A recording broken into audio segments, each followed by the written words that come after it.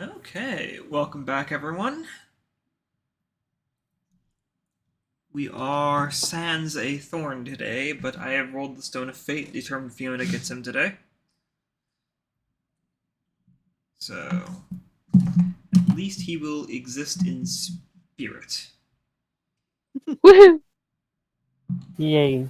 Alas, he has to deal with the curse called adulting. Mm-hmm.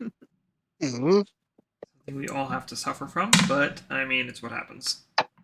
Yep. Yeah. Yeah. Yeah, growing That up was has been me a today. scam. Mm-hmm. Absolutely.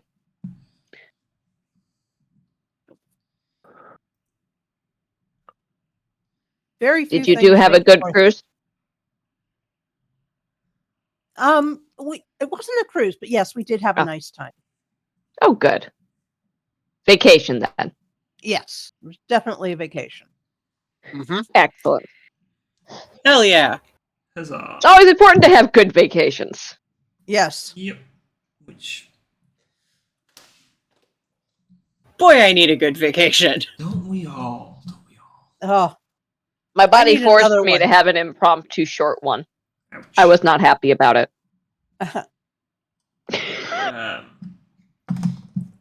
Let's see. It's been Thankfully, we had no session last week because I would not Yes. have been awake for it. Yes, no, we were definitely down several people last week, so we couldn't start things. Speaking of which, do we all remember where we left off? Nope. I think we were getting ready to go to some kind of mysterious stairwell into the mountain. Yes. Yeah. Yes, you'd picked up a dungeon lead, but it was kind of one of those situations where you did not want to be that group that goes half a mile outside the city and has to camp. Yes. yeah. I don't see why not. We were also going to leave with another group. Yes. I don't see why Yep. not. There's nothing embarrassing about having to do that. Do we remember that group's composition? I only There's remember that it's Tyson. the one that we'd run across on our way here, and that it was the one that had someone who woke me up while I was on night watch. And The guy who woke you up was a bison. I remember that. Mhm. Yes. Yeah, that's The bison, not all I two wolves, remember. and a human. They were going into the mountains. Yep.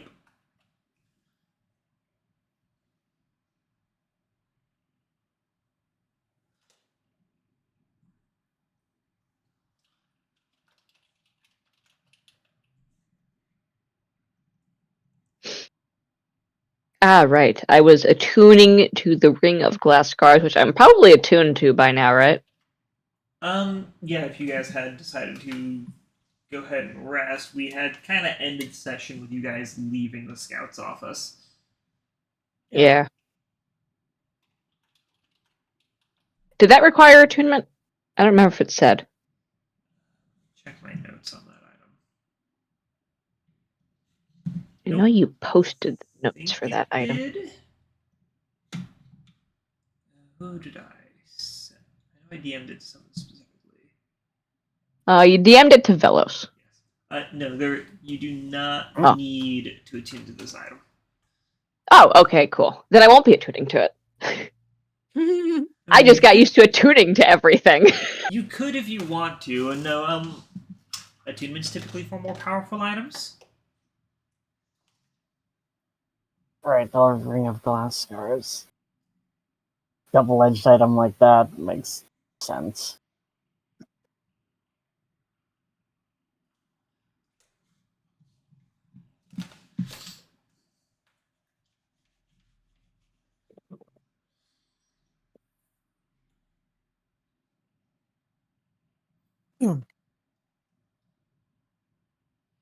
Yep.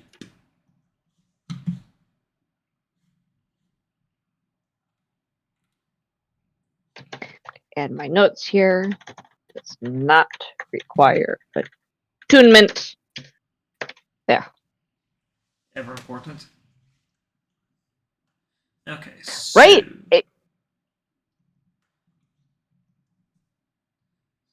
So you have the latter half of the day to yourselves. for any supplying you wish to do before heading out? I think Fiona and Dori went shopping for winter gear for herself. Yes, you had done that. I thought we got that. Yeah. Well, that's what we were doing. Yeah. I don't know what everybody else was doing for the evening or afternoon. I know several people had made the mistake of approaching Dori in regards to accessorizing. I think Lantern will go back to the same spot she was experimenting with earlier and see if she can make some jam or something out of. She really wants to run through a little bit more of the mead. I am adding winter travel clothes to my inventory.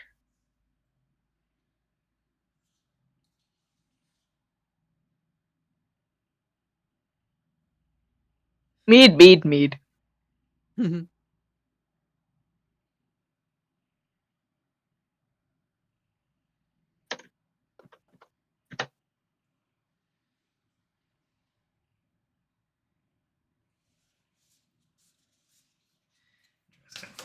Okay, so you want to go make some preserves of a sort? Go ahead and give me a cooking check on that. Wow.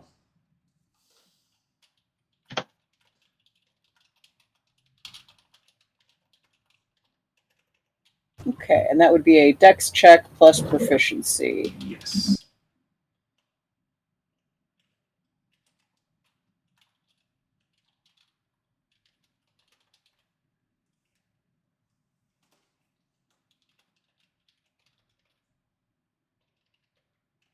Say 13. That's good enough for making jam. It's nothing exactly exciting or to write home about, but you are going to spend probably the next hour or so making jam. Very reasonable. It's very involved. Do you have any jars to store it in? Now that's the real question. I have. We just bought jars. You guys bought specimen jars, but I mean they're. I also bought ceramic jars. Oh, I have 12 ceramic jars. You had. No, I forgot about that. Yes. I'm assuming with a 13, I'm probably not getting more than one jar of jam, but. Well, it depends on how many ingredients you're using, or how much of your ingredients you're using. I'm making about one jar of jam, I think. Okay. Fair. You're experimenting. You don't need to make it in bulk. And I will say that I'm going to indicate that this is, in fact, mead-flavored jam, because that is the ingredient that there is the most of in it. It's fair. You're also losing a lot of stuff due to boiling off water weight. That is on purpose. I mean, that's just the nature of making jam in general. Yeah. Yeah. Yay, reduction. Reduction of a reduction. Cooks scare me in that regard. They keep reducing things down as their basis components, and soon we're going to end up with things like whispers of strawberries and faint memories of cheese. I think whispers of strawberries is my favorite flavor of LaCroix.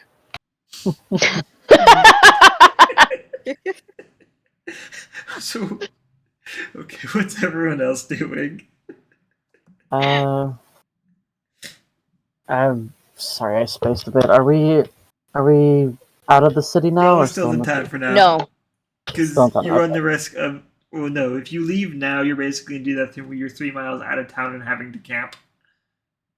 And then everybody's going to stare awkwardly at your campfire from a distance. Yeah, no real point in doing that. It's like leaving home for a 12-hour drive at 9 p.m. at night. Yeah. You're really just going against your own interests there. Yeah.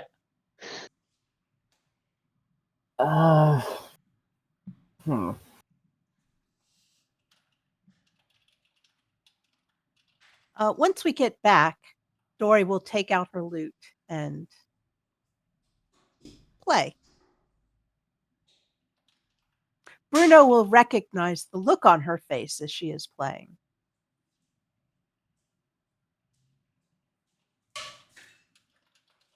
Oh. She is also plotting. Ah, that look. Oh dear. Ooh, I know.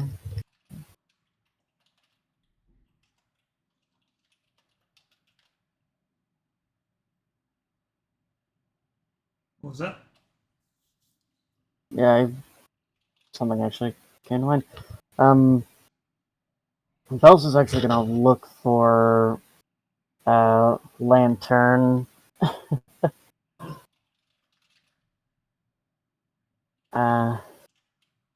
Because he wants to ask her something. She is a little ways out of town.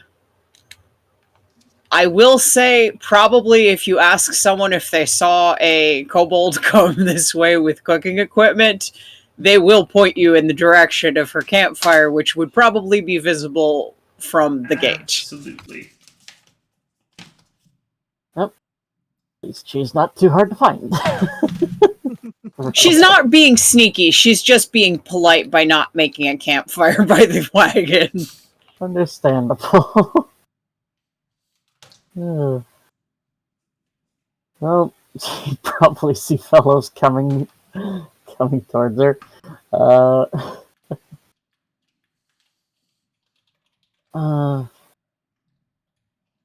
Hey, Lantern, what are you doing out here? Cooking! There's nowhere polite to do it by the wagon. Yeah, fair enough. That actually makes sense. You learn sometimes that there are rules that they don't tell you about and they don't write down anywhere, but they still expect everyone to know. And one of them that I learned pretty early is where you're not allowed to light a fire. Yeah, people don't really take kindly to that in crowded areas. She beams in delight at your understanding. Try a spoonful of this. What may I help you with? First we'll try a spoonful of whatever the hell she's cooking, I guess. It tastes a lot like if you boiled down a shitload of mead with a little bit of sugar and some, I don't know, are cranberries local to here? Whatever sort of a cheap handful berry you would buy. In this environment,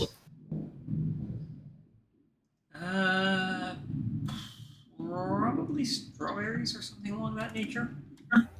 We'll say it's strawberries. A little too dry for cranberries.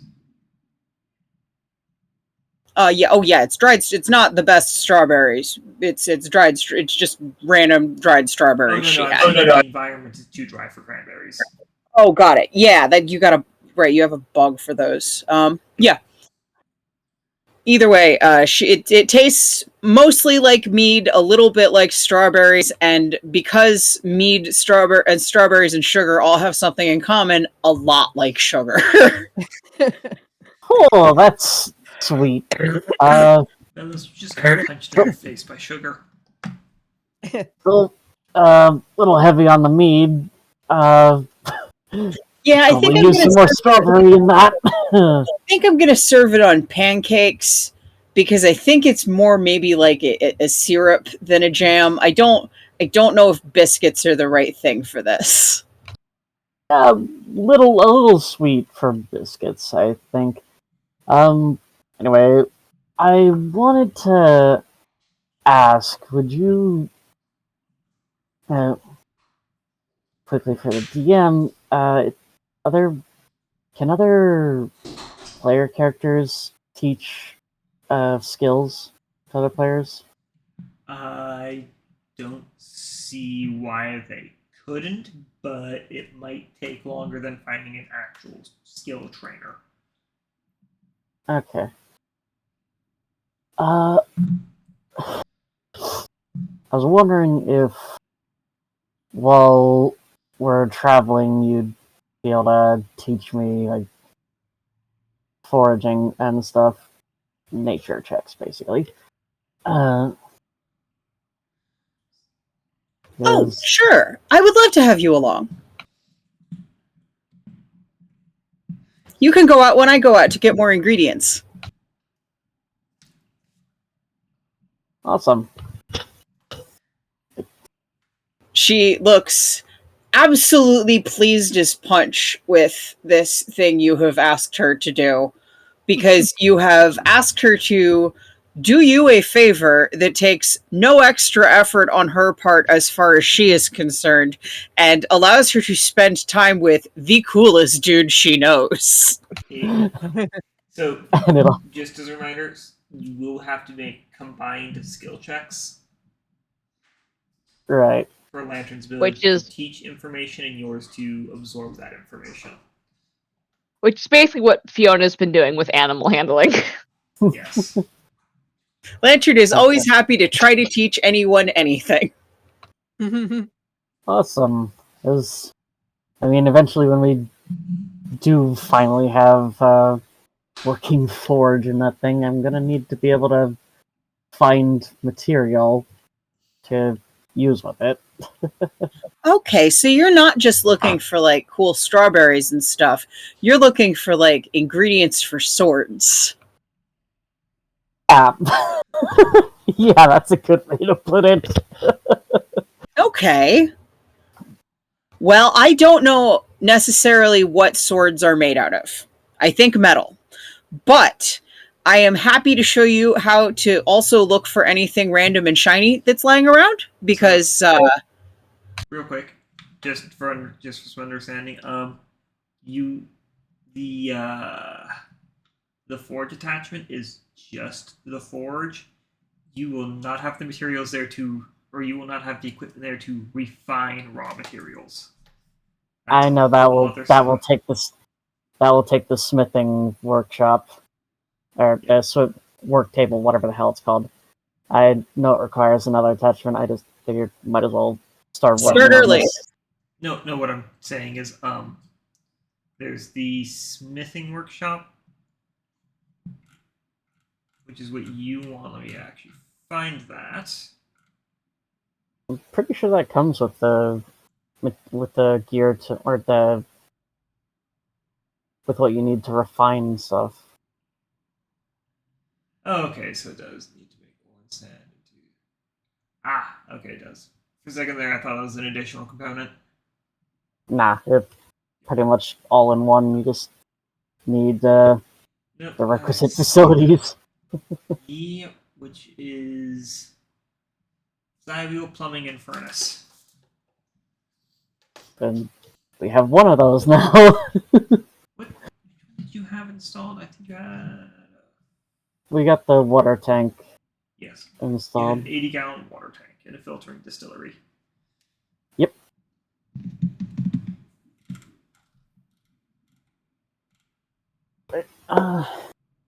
Well,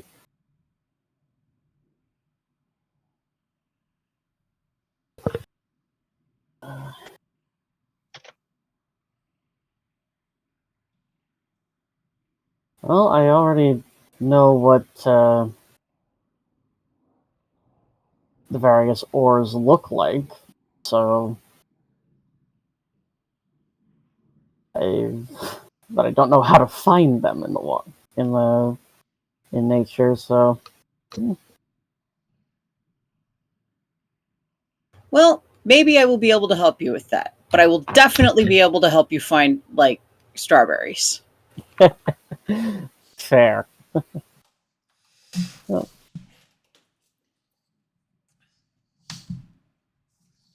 thank Strawberries, you very blackberries, much. and that one mushroom that lets you see cool colors that don't exist yet. Oh, sometimes the colors are spinning too. Very exciting.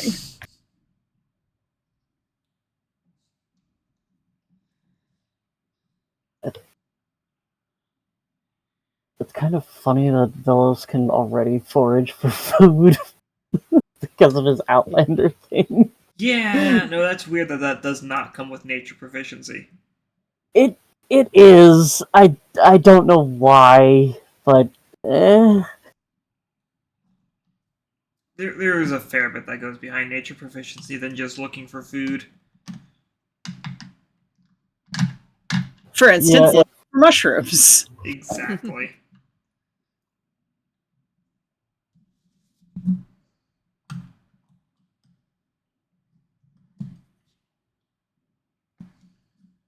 Anyways, let's see here. Fiona, Bruno, Dori.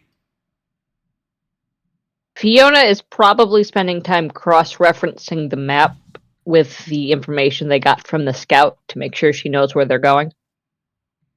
Okay, so as you're looking over the map, you will find that where you're heading is.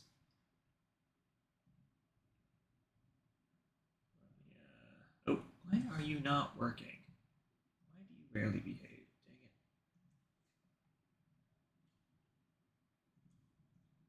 Oh, it's because Outlander gives survival. No, it's still not working. Camera says no. Yeah, nope. Hang on. There it goes. Yay!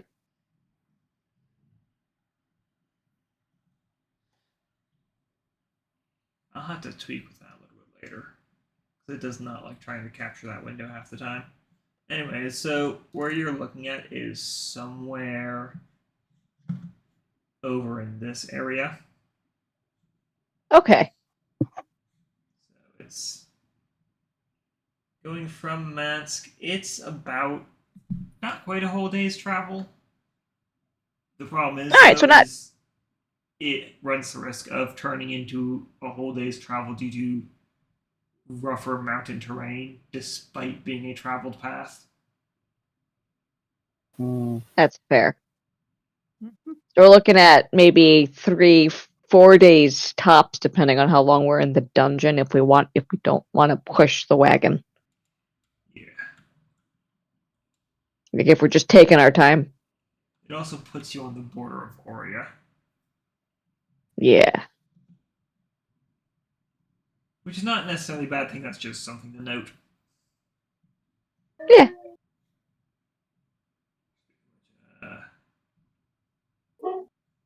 There we go.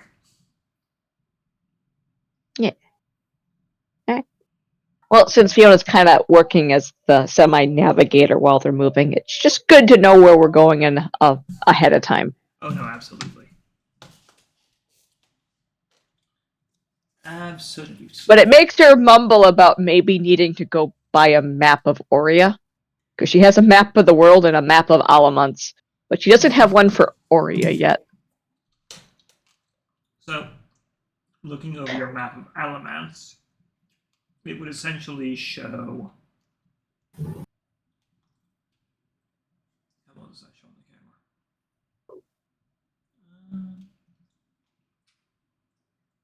A little bit's cut off, but good enough.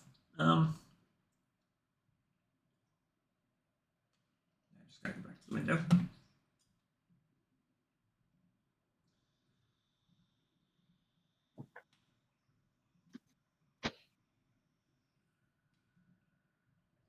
It would show a few things along the lines of like this. A few key locations noted throughout Alamance.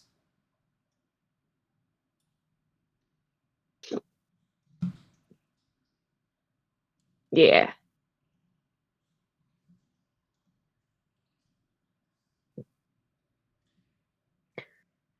But it's very much so a travel map, not a trade map, but a travel map. So you're not shown. You're shown the important locations, but not every location. Like, sure, there's Mansque, but you're not going to see Starcrest on this map, which is one of the small towns just outside. Oh, absolutely.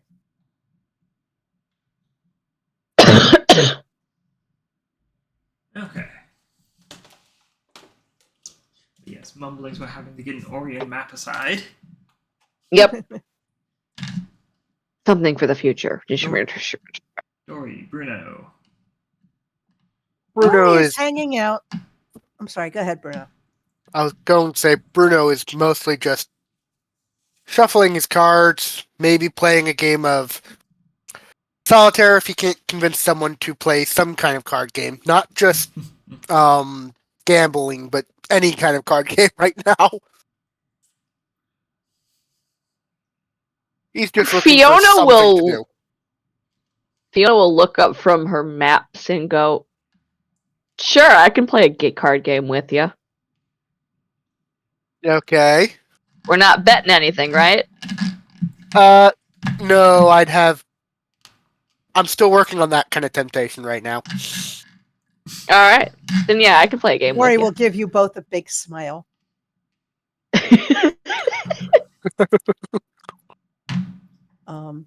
And Dori's trying to hang out in the middle of everything. She's playing. She's trying to keep it, quiet and subdued so people can talk and whatever over it. Okay. But she's just, chilling and vibing and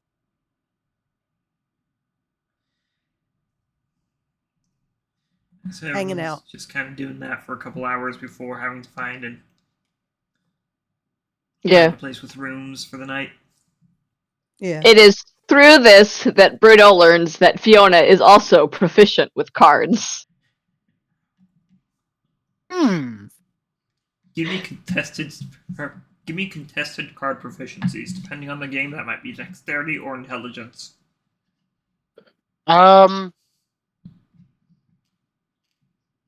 What kind of game should we be playing? I was trying to figure that out.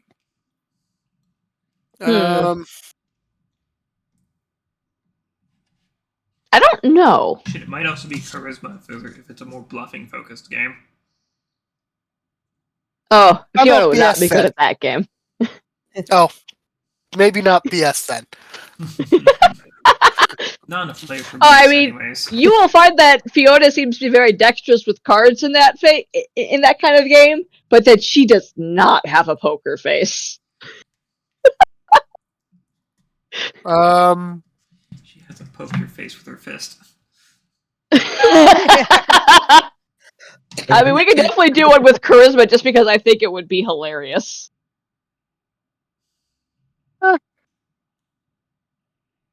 Sure you want to do it? Sure, let's do it because it would be hilarious. All right. Because Yes, this is a no stakes game. There's no betting. Yeah. Yep.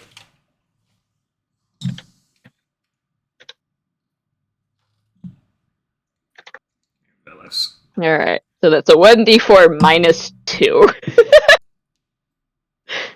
Oh my goodness! Good grief. Ow. Wow. Incredible. Bruno, I I got think you won that natural game.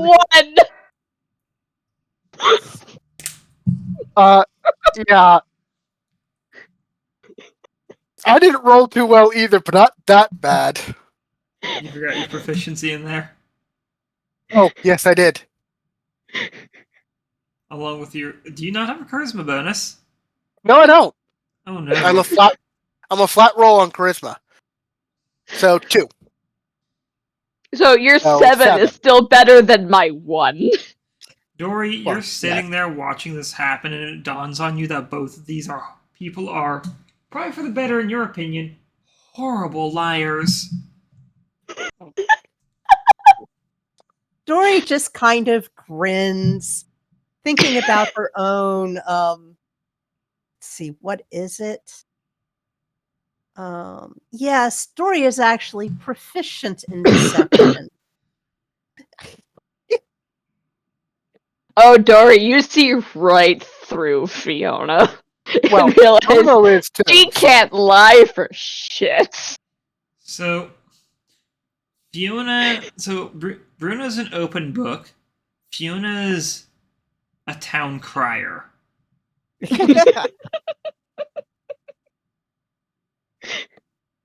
And Dori is just happy watching this.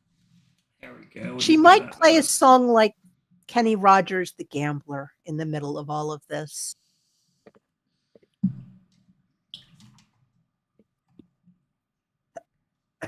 Bruno would start humming along to that one.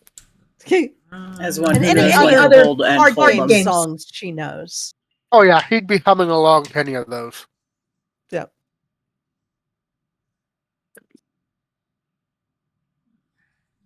Let that dry. Yeah, good enough.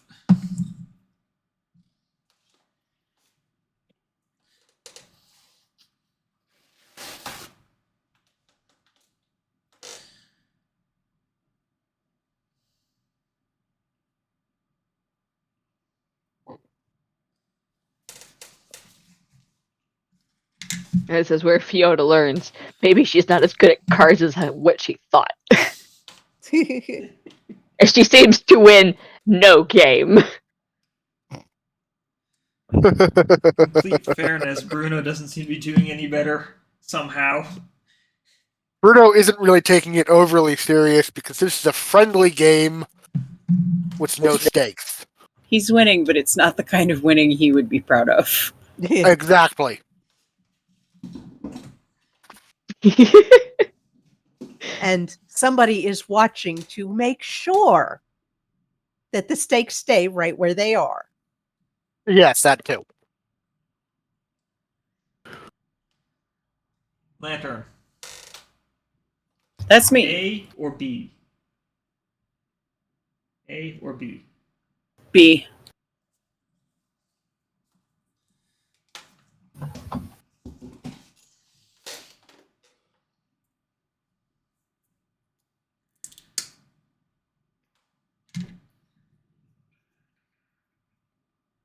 Anyways, you guys were saying? Before you all turn in for the night? Lantern does, after she has made one jar of very mead-flavored jam, going to head back towards where the wagon is. Okay.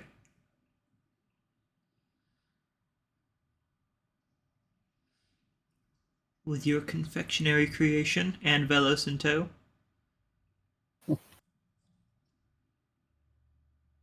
Dori will greet you both happily. Hello, I made something to put on breakfast.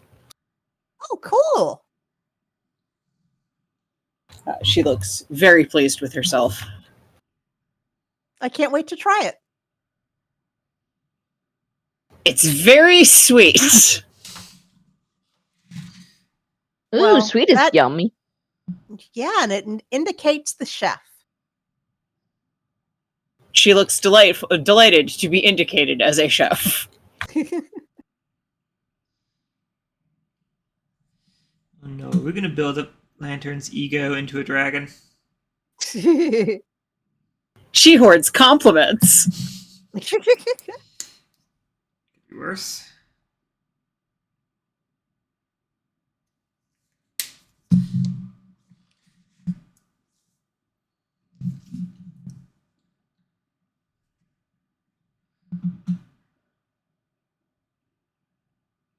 Alright, with the group back together,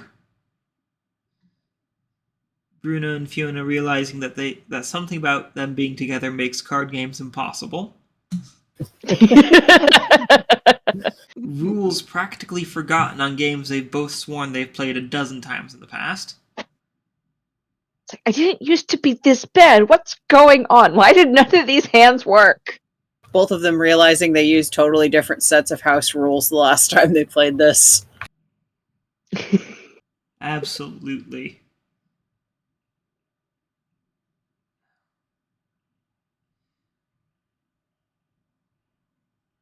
That would certainly cause issues. Yeah. Yeah.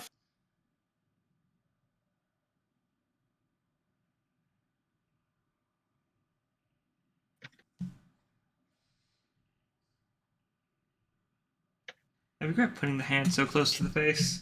God, that is hard to paint. Oh well.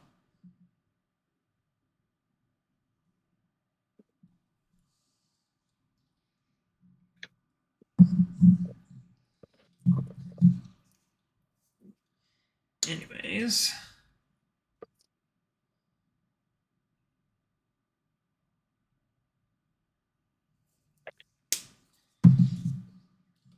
You are together. Are you all ready to spend some more silver on another night? Yes. Probably for the best. Probably. Yeah. How much silver was it? Depends. Are you looking for 2 bedrooms for your group or individual rooms for everyone? I think 2 rooms works just 50 fine. folks. Yeah. Then it'll be about 5 silver room. Okay. Lantern will Dori pitch will- in silver. This Dori will rise throw in better. 2 silver. All right, Fiona will cover the rest.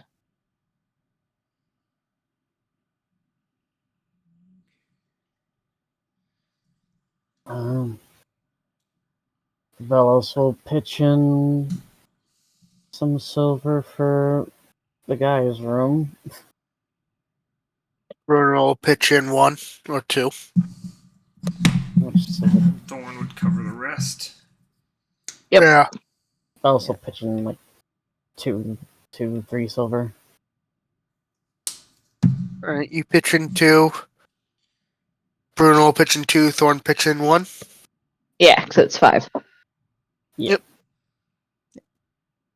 Thorn seems quite Thorn is alright. amendable to this.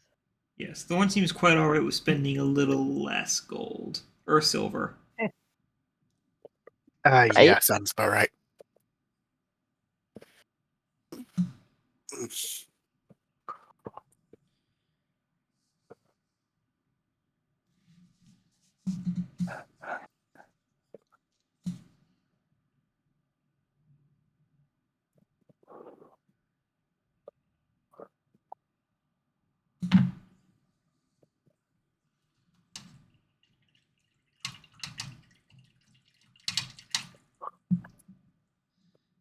And as the night passes on quite peacefully,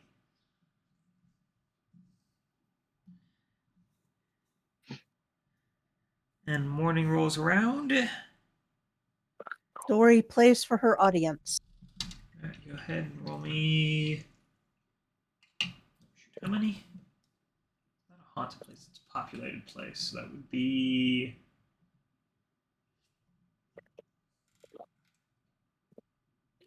5d6s. 5d6, okay.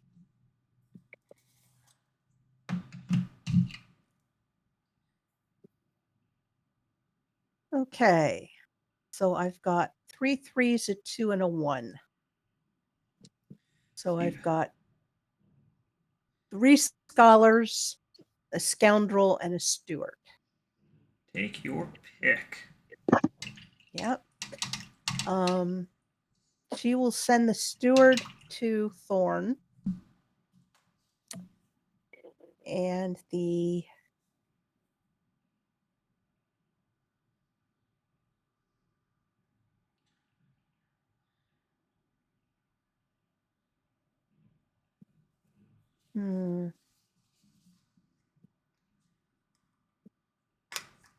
she's going to send the scholar to Fiona.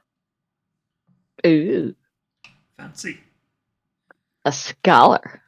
Yeah. You have That a gives you a scholarly sort with +1 you now. saving throws. Ooh, saving throws. Mm-hmm.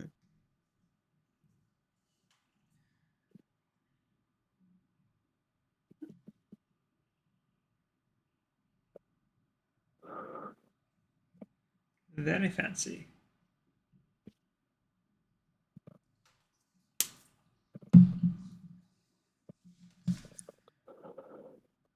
Little proficiency bonus too. Anybody else have any morning routines they need to do? I think Lantern is going to draw one of her cards. Okay. I believe you can just do that whenever. Yep, but I like doing it in the morning. Fair enough.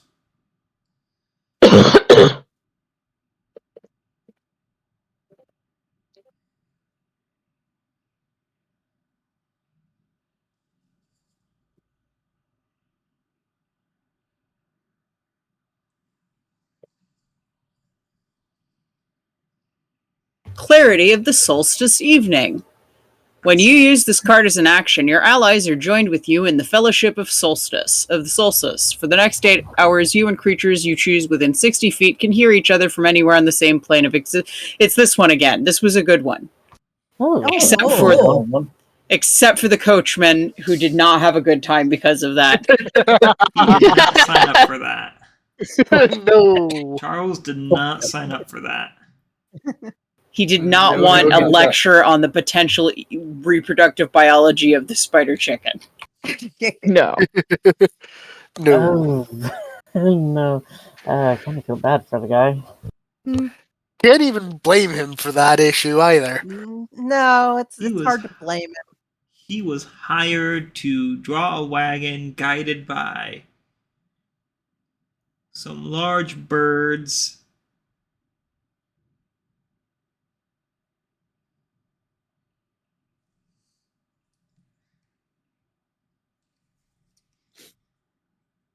He did not sign up for that. No. No. Well, he got it anyway. Yes, he did. He charged Webajet extra for that. Well, what he lost in money, Yeah, what he lost in money, he gained in spider chickens. Yep. This is true.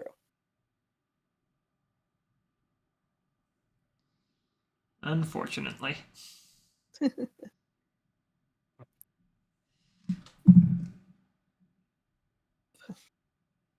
Okay. So you head out to your wagon. After having had breakfast.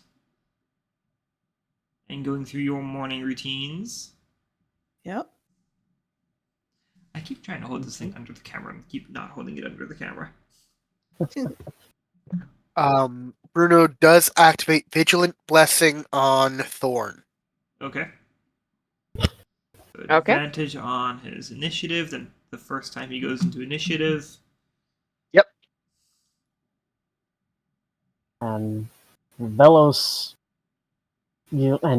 makes his new splint armor magic armor. So that's now +1 until you either apply that effect to something else or go unconscious. Yep. Right, I forgot it dispelled with unconsciousness too. It's a form of concentration that's a little bit different from regular concentration.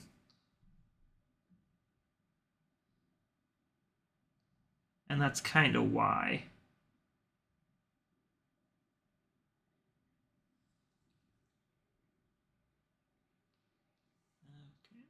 All right. Time to get on the road with the other wagon. Yep. Yeah. Oh wait, it's not until I go unconscious, it's until I die. Oh. A little bit more morbid, but also achievable under the right circumstances. Please no. Bruno will be doing his best to prevent that. Okay, kill Bruno I mean, as first. Oh no.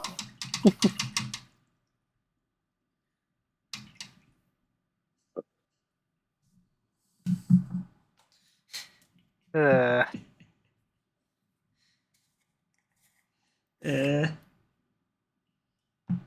Well, that's sound tactic, unfortunately. Bruno's the primary healer. Yep. Yep. Anyways, though, morbidity aside, you join up with your new friends of 4. Yes. Truss up your horses. Or, no, not truss.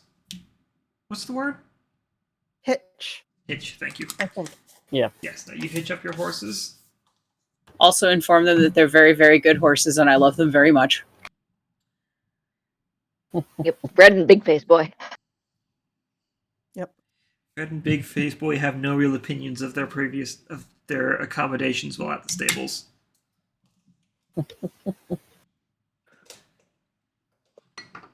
Well, it's better than a bad review, I guess.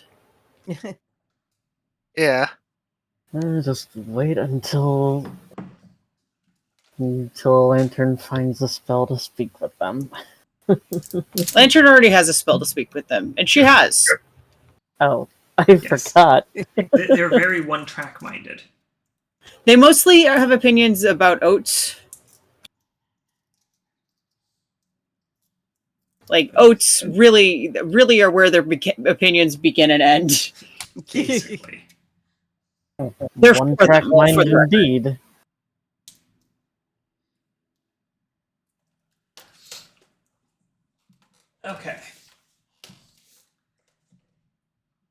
With the mountain in front of you, you ride forwards, leaving Mansque's city limits. You can already feel the chill of the mountain even before you're getting close to it.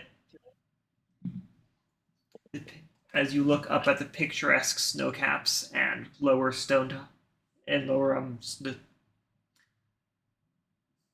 lower peaks that are not covered in snow. There we go.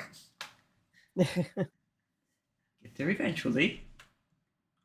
Happens to all of us. Yep. Yep. The border does not actually exist, so I know it's disappointing not having a giant line there, but anyways. Aw. So we won't know when we go from Elements to Aurea. They should at least post a sign or something. There might be a Yeah. sign there, you know. Welcome to Aurea. Or yeah, next 3 kilometers or something like that. Next 3 miles. Yeah. I'm pretty sure this is close to where Lantern is from. Is she from the Aurea? Yeah, she's from borderland? the foothills of some of the mountains over there, not too far from Mansque. Okay. Go ahead and give me a history check, Lantern, to see if you are from this particular area or not. Let me look what my history bonus is. No bonus, but I do, and no proficiency, but I do get kobold points. Well, that's something. Yay.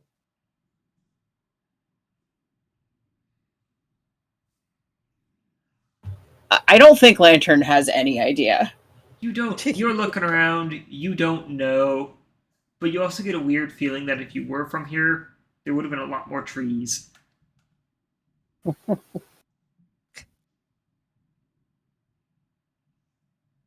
Well, I think Lantern's probably not going to mention it due to the complete lack of certainty she has that this is anywhere near where she's from. There's also no river along this path.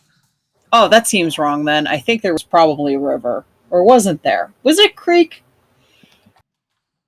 There's not even a babbling brook to rule. Impossible to say. Maybe the river has gone somewhere else. River is on vacation. Please come back later. Yeah. These two rivers stand in for now. Alright.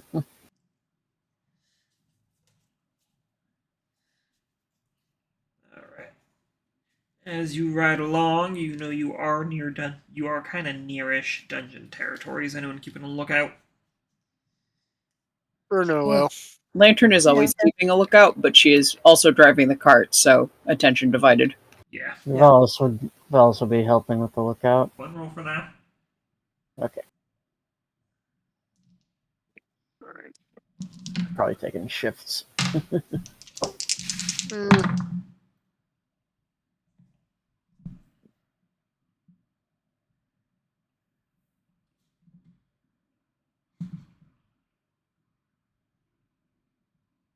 I realize the dice roller doesn't show up on this particular screen. That is an 8. Yeah.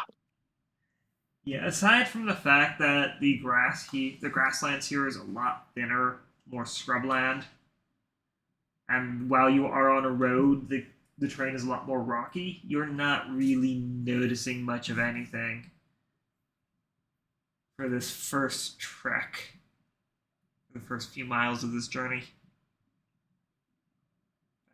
Dori is trying to come up with any songs she knows about Scrubland. She's probably not having an enormous amount of luck. Oh, I know one. Scrubland, Scrubland, Scrubland, Scrubland,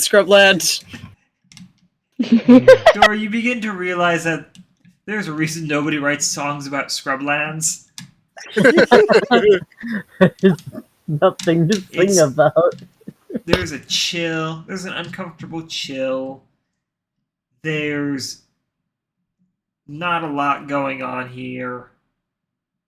With some grass there and some grass there.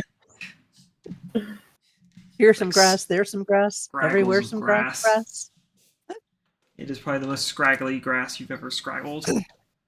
If it's anything like the scrublands around here, it's also full of teasel, which is known for being so thorny it will rip your flesh. Dori will segue into songs about Aurea since we're near the border. That's probably a more written about topic. Yeah, and about the mantle. Since we're definitely heading in towards the mantle, even if only the What foothills. instruments do you have? What? Instruments. Oh, do you I've have? got a lute. Hang on a second while I look at the rest of them. I'm pretty sure I've got a drum. A lute, a drum. I thought I had something else, but that's all I'm showing. Is a drum and a lute. A drum might be more suiting for Orient music than a lute. Dori will switch over. Since Go with Bruno's keeping watch, Vellos has a drum too. Oh, cool. Heavy. I didn't know you were into music. Lantern is very excited to be having traveling music, which is a luxury hitherto unimagined by her.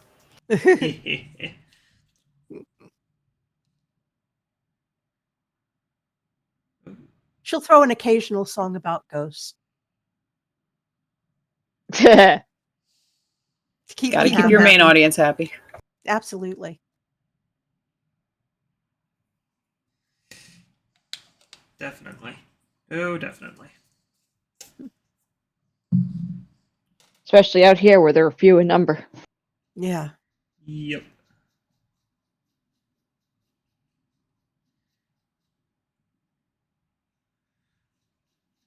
Alright, who's doing the next watch? Oh wait, he just has proficiency with drums. I don't know if he actually has one. Oh no. Oops. Proficiency and having the tool are two different things. Yep. Yeah. Oopsie. Oh well.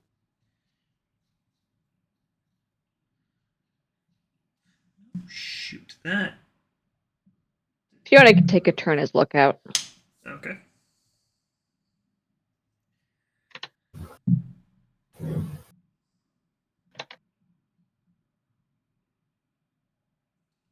Just make sure.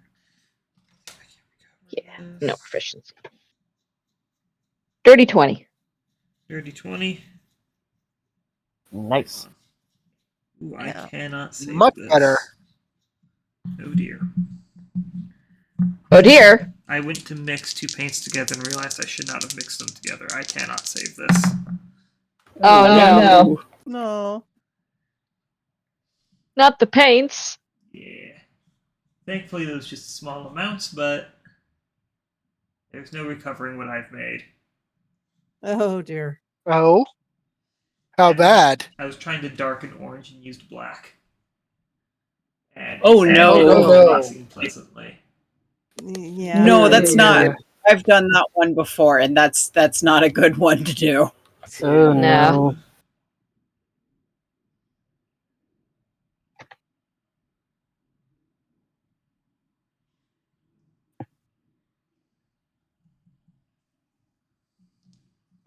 Yeah, no, I am seeing the error of my ways. I should have used brown.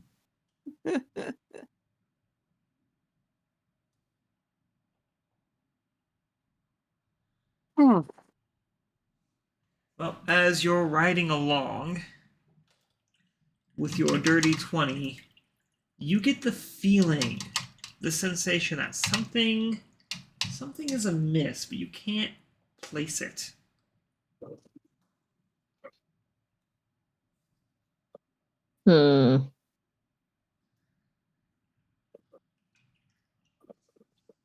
Fiona will call down to Lantern as she's the one driving, and let her know that nothing.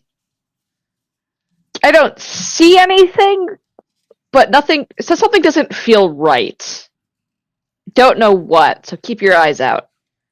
The vibes are Dori will off. put down her Yeah, Dori will put down her drum and see if she can't see or feel anything.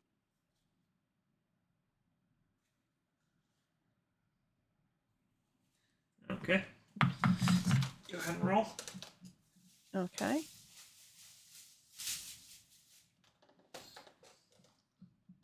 Not that she's the world's best at this, but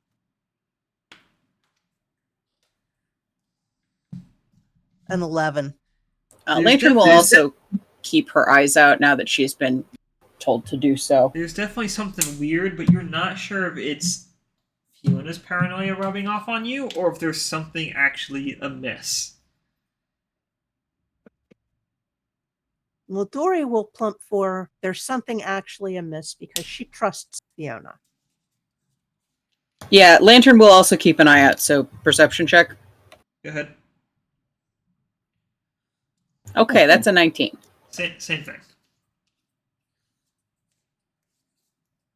Fiona will also call out to the wagon that's riding with us.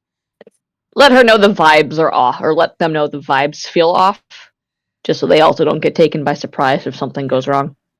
Lantern Yeah, slows yeah. the wagon down a little bit, too. Which is fair because you're starting to go up an incline anyways, so things are getting a little more something.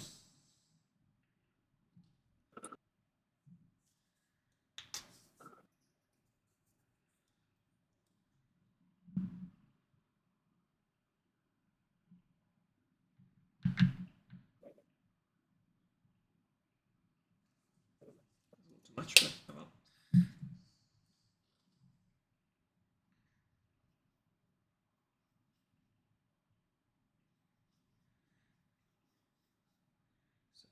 As the train gets a little more rough, rocky, and heading onto an incline, I begin to realize, Bruno, you're just gonna have to be a bright orange. Oh well. Oh, Yeah, poor Bruno. I'm trying to mix like a brown with an orange or something, and it's just not working out. It is not working out.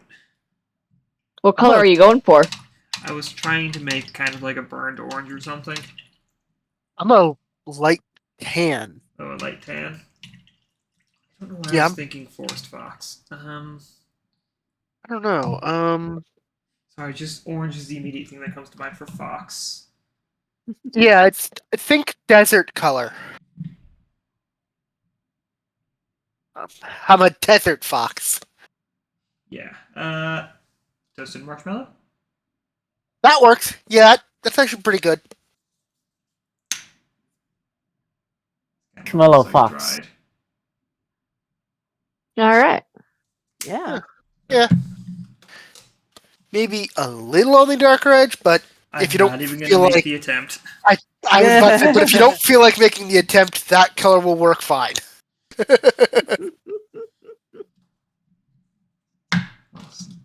Also, this is the mix of brown and royal gold, the royal gold finish. So Ooh, Nice. That's Nice. really pretty. Yeah. that's kind of, it's maybe a little bit more glossy than I would have liked, but that's achieved the bronze I want. Woohoo! Your armor, Vellos. Awesome.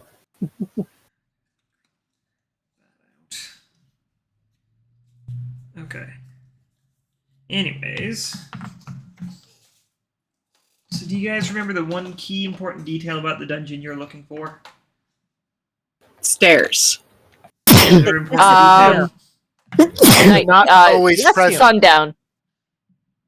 There was sneezes and like two people talking. Sorry. Again? It shows up at sundown. Yes. It is said to only be visible at night. Do you think we might want to camp out here till night? Well, 'Cause if we it's get there weird beforehand, here. yes, I absolutely do. I mean, Well, the terrain's it's starting to really- get rougher, so we're definitely getting close to the foot of the mountain where it's said to appear. I think it feels very weird here, and the amount of suspicious that it feels means we might want to hang out here for a while. Okay. Mm. Dori segues into happy, cheerful songs.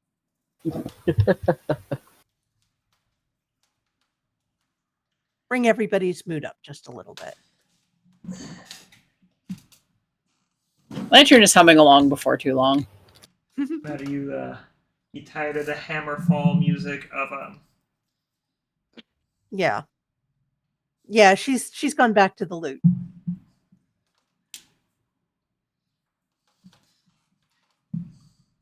the Viking-esque music of Oria? Yeah. Vellos will offer a drum accompaniment if Dori is willing to let him use hers. Dori is absolutely willing to let him use hers. Yay. Drums and lute. Yeah. Lantern just sort of appreciates this soundscape as she takes care of the horses. That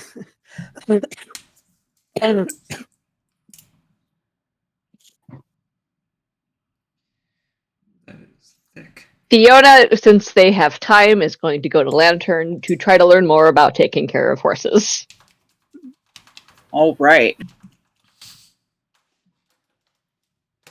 Okay. Roll animal handling, I believe. Yes. You roll animal handling. And then it's an intelligence check from Fiona to keep up. Woohoo! Straight rolls.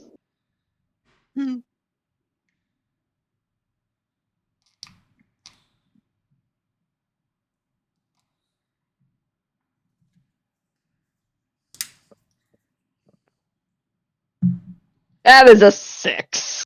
Oh dear. That's a 14.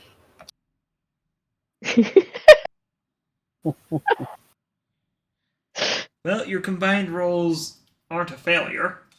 Yeah. Though it's a All slow process to understand with Lantern's excitement. She kind of keeps going off Yeah, into those tangents slow and tangents. she explains some things that are, I would say, horse adjacent, but not necessarily what you were looking for. Like a story she heard about a horse once.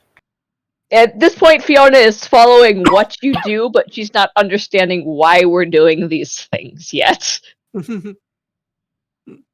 As you go off about these horse-adjacent tangents. And she just goes, uh-huh. Okay. A mule is what happens when a horse and a donkey have a baby. A mule doesn't have any babies, though, because it's a hassle.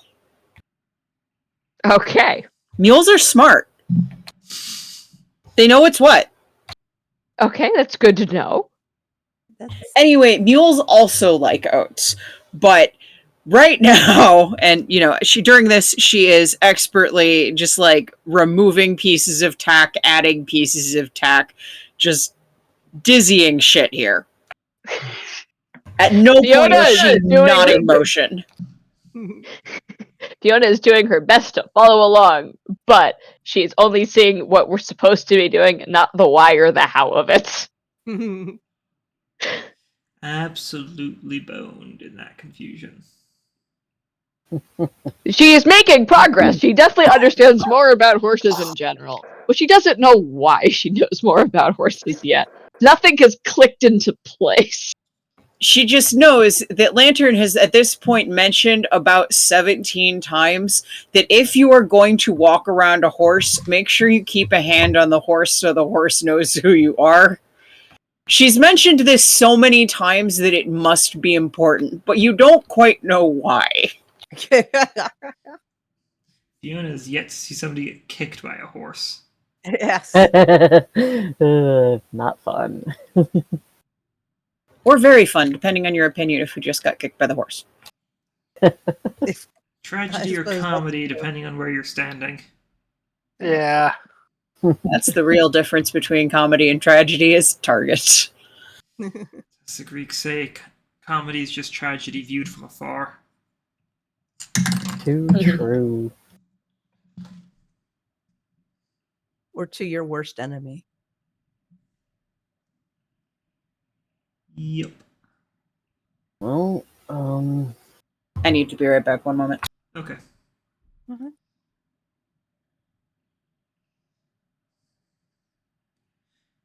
Just Or while left sitting in a. You are on a road, so there is some traffic going through the area, but traffic seems to be a little more subdue and on guard, as there is clear knowledge that yes, there is a dungeon somewhere in the area. Yeah, makes sense. Yep. But trade must still flow.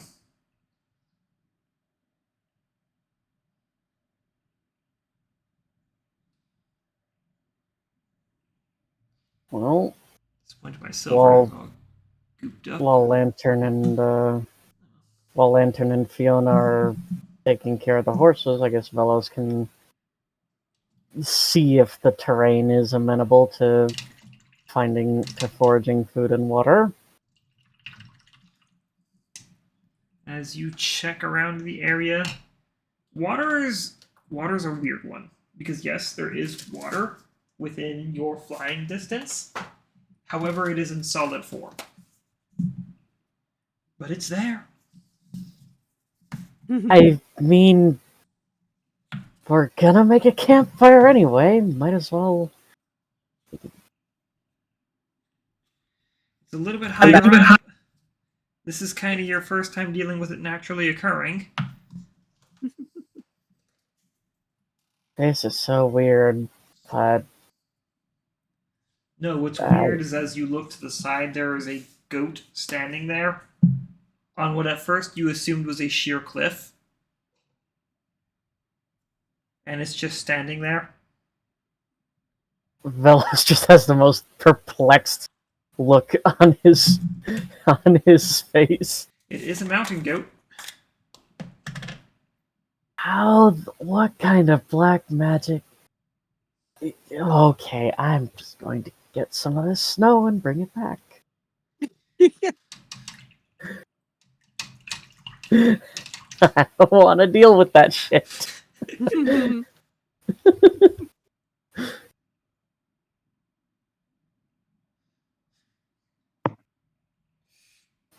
This first encounter with the mountain goat. Just. What are we laughing at? That is. I can see that is Yes. appropriate. Yep, that would be it. That picture of goats is correct. That is basically. I assume that's basically what he's looking at. Yeah. And it's That would 100% make Vellos just pause in midair, like, the fuck am I looking at? And you realize that these goats are by no means stuck. They got there on their own, and they are happily moving on. So are we camping out a little bit before the dungeon appears? I would presume so. What time of day are we looking at here? You are looking on a standard 8-hour travel with the rough terrain. You are looking somewhere closer to around midday.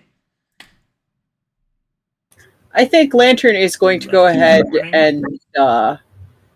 and make food. She's just going to make pancakes with the new jam for everyone.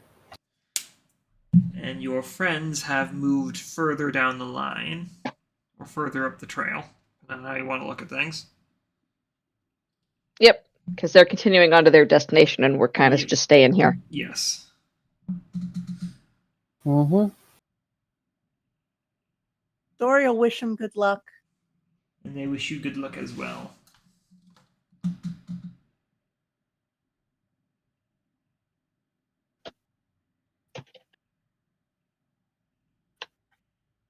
And,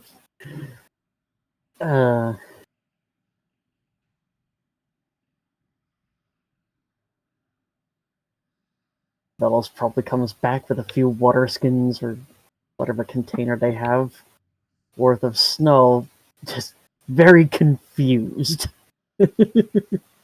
You come back to pancakes with what definitely works better as syrup than as jam. Vellos is definitely looking perplexed, like he's seen. I don't want to say seeing a ghost because he's already seen those several times by now. Yeah, they're a regular component of life. Probably Basically. unfazed by them at this point. He's seen something he can't understand, He's or seen is having trouble. ghost. There we go. Vellos, what are you so perplexed about? What did you see How or not see? the hell does a creature stay standing upright on what looks like a sheer cliff face?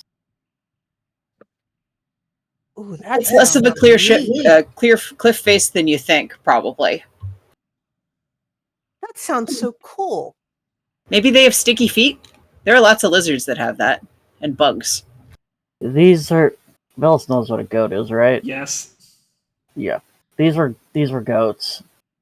Yeah, that's unusual. That's cool. They're just... It's probably not a good thing for you to take me up so I could look at them, huh? Probably not. Okay. She'll look mildly disappointed. Why do I have a feeling that question was more directed towards Bruno? No, actually, it was directed Bruno does not stop her curiosity. He just tries to stop her caffeine and alcohol intake. at... He's only policing some stuff. Yeah. The curiosity's impossible. Yeah, no, he learned the hard way. Trying to police her curiosity is about as effective as trying to hold a river back with a sheet of paper. That's fair. That's fair. Fair. All you're going to do is get yourself soaked. And probably pushed away. Either way, there's definitely better uses for his time. Yeah. Uh-huh. Either way, you have goats that have heard of gravity and decided they wanted none of that. I think as long as we're waiting, Lantern is also going to use her chef feet to make some little treats. See that maybe touching this up with a little bit of black or brown somewhere in the area, get like a burnt look to it. But that will have to try to make it a little more sandy in appearance. Like a very light coat of yellow might do it. And then, assuming we have time after food and Lantern's done making her treats, I'll just ask for foraging lessons. The treats are going to take maximum of an hour because it's an hour of work that makes them. Yes. So she will, assuming it's like 3 p.m., we definitely have time for some let's go out in nature and point at what mushrooms are good and which mushrooms are fun. And which mushrooms are not fun. As you're talking about that, can I get somebody to roll me a d10? Okay. Sure. You or me, Fiona? You can. Okay.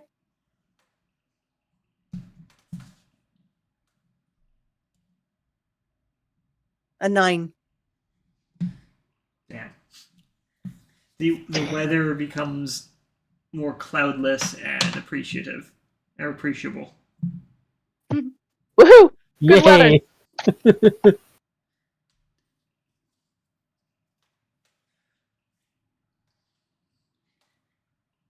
And yet, even with Abad's gaze bearing down on you all, it's still kind of cold here. Yeah. Well, Lantern is going to take Vellos into the woods and point at all the cool pine cones and shit. And also... Here. I'm sorry? There's not really much to say for forest in the immediate area. Okay, then I'm going to rephrase. She's going to take him into the wilderness, You guys are... which in this case is grassland, scrubland, what have you. Yeah. And probably be looking for different stuff than she would look for in the forest. Is this survival or nature? That depends. If you're looking to point things out, because you're about right here. If you're looking to just educate, point things out, then that would be more nature-wise. If you're I'm mostly looking to gather and show him what I'm gathering. I'd say do survival first, then a nature check to explain things.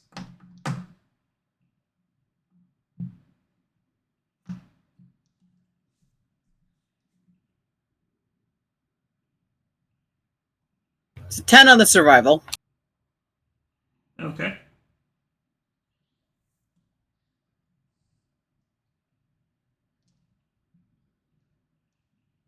And a 3 on the nature. Let's give me an intelligence check. 11. Oops, I did not mean to do that 3 there. Disregard that. I'll ignore it. Yeah, we can disregard it even harder. Oh dear. Oh dear. Hey Lantern, there's goats. Just kind of moseying along what appears to be an almost sheer cliff. A good 100 or so feet above you.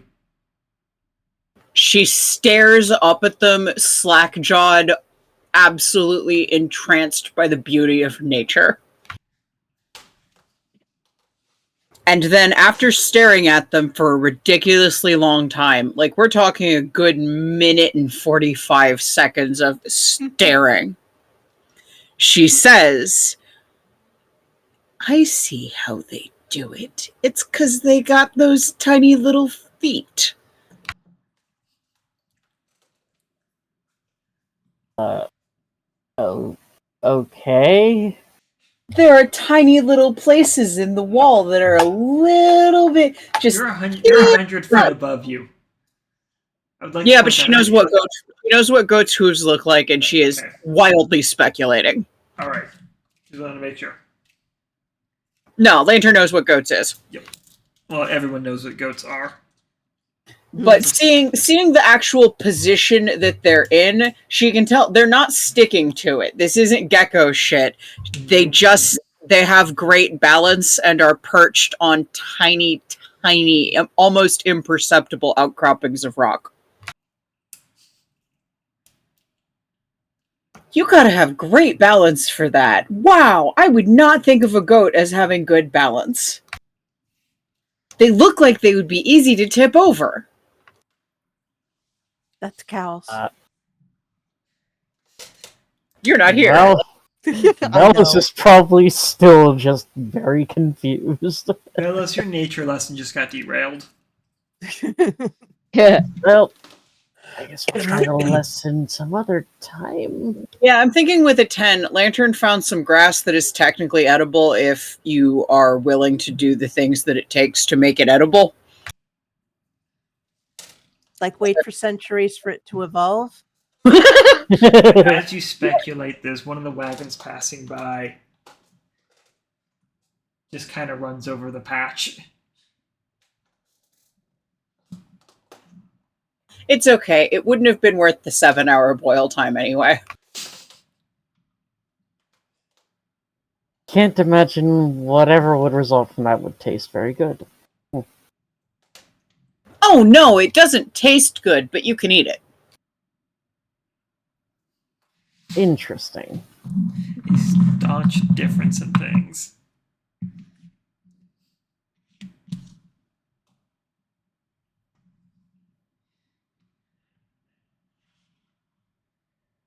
When they get back to the wagon, Dori is going to be very disappointed that she didn't get to see the goats. Poor Dori.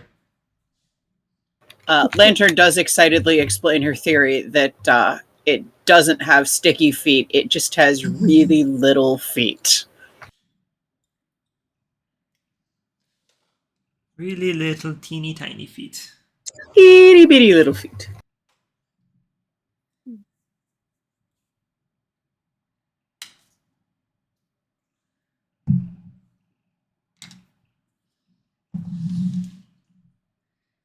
Itsy bitsy feetsies. Teeny tiny.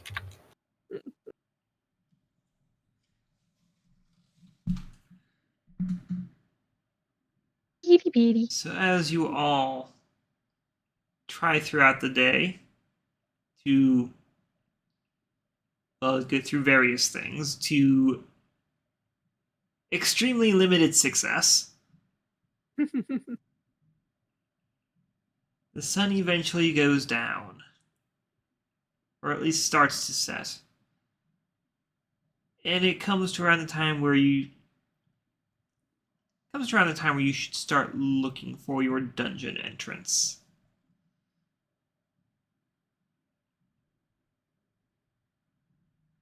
Dori will Mhm. pack up her loot when that starts to happen. Traffic also dies down substantially as few want to travel that night.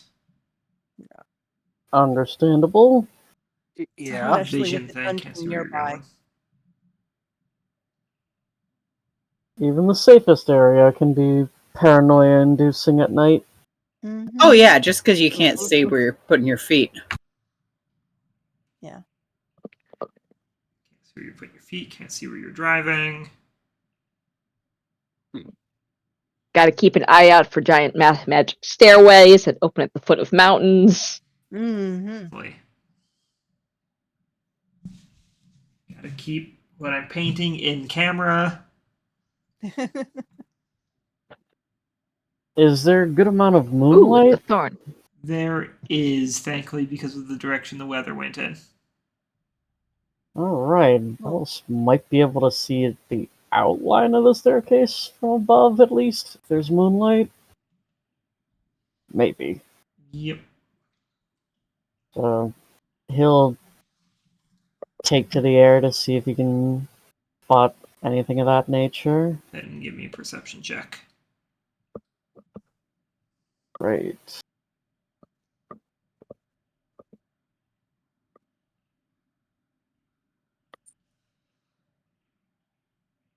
It should be great. You're a cleric. Yeah, I'm not proficient, but I got a +4 at least. Oh. Yeesh. Yay, dirty 20. Yay. About half-mile off from where you guys are camped, you're able to make out the outline of something that looks very artificial leading up to the side of a mountain. Alright, Vellos will descend a bit and call down that he can spot something that's definitely artificial going up the side of a mountain. So, looks like their best lead. Indeed. Well, if he points us in a direction, then Lantern will happily head that way. So Yeah, will but- Fiona. So will Vellos will- Dori. Are we bringing our? If it's a half mile away, are we bringing the? What do we need to bring the wagon with us, or? Yeah, that's what I was assuming. Okay, Yeah, probably. Yeah. be a good idea. Make sure that we hitch the horses somewhere that they can get Yeah. food and water while we're in the dungeon. As you approach said dungeon, as you approach, you do see said staircase you were advised of with its ivory banister, ebony steps. Very fanciful. It sounds Dori will go, taking pictures is making memories. And we'll take a picture of the foot of the staircase. Okay. It is Oh. definitely ornate, like the scout It said. is very ornate. Oh, The banisters Definitely look the right- surprisingly sturdy as well. Well, apparently that's looks like the right place.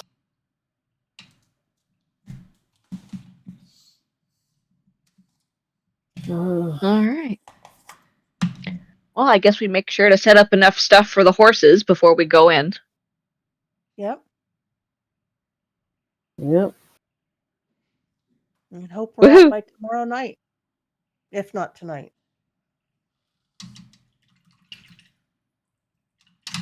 Yeah. Time to go beat some things up. Yeah. Yeah. Okay. Fiona is very happy to have found the dungeon. Well, that. It is also worth pointing out that you guys have been up and active for coming in 14, 16 hours area. Closer to 14. Okay. Well, think we it would- can always find a safe spot in the dungeon, That would be my thought. Yeah. because we don't know how long it'll stay available. I It says would- we hear it's until sunrise. I would like to point out that it just said it stayed visible. Yeah. So, Right. Physicality has not been discussed. Hmm. So, Okay. That's something we can find out after we're inside, I guess. Yeah. indeed. From a perspective of being able to find it again, I definitely think we should head in now. Yep. But Lantern does make sure the horses are not in a troubled situation before heading in. Are you tying the horses off somewhere? Yes. Somewhere with a little bit of shelter, some water. There's not a lot Access to to be said for grass. shelter. Though there's nothing stopping you. Though there's nothing under the staircase. Screw it, let's go with that. Tied them off to the banister under the stairs.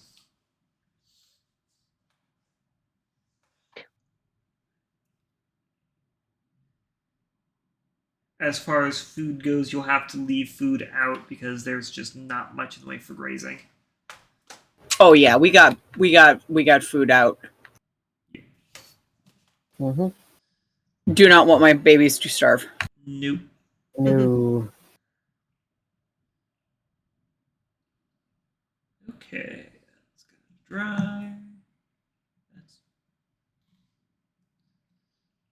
You're drying, you're drying, you're drying.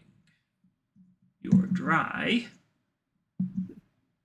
But not yet. Decisions. Infinite decisions. Okay, so heading up the stairs.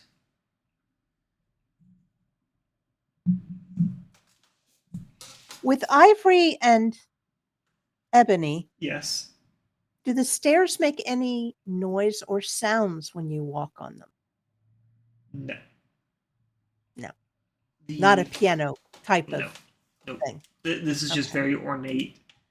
The floor, it is the ebony kind of wood, so you can tell right away that it is wood steps at the very least.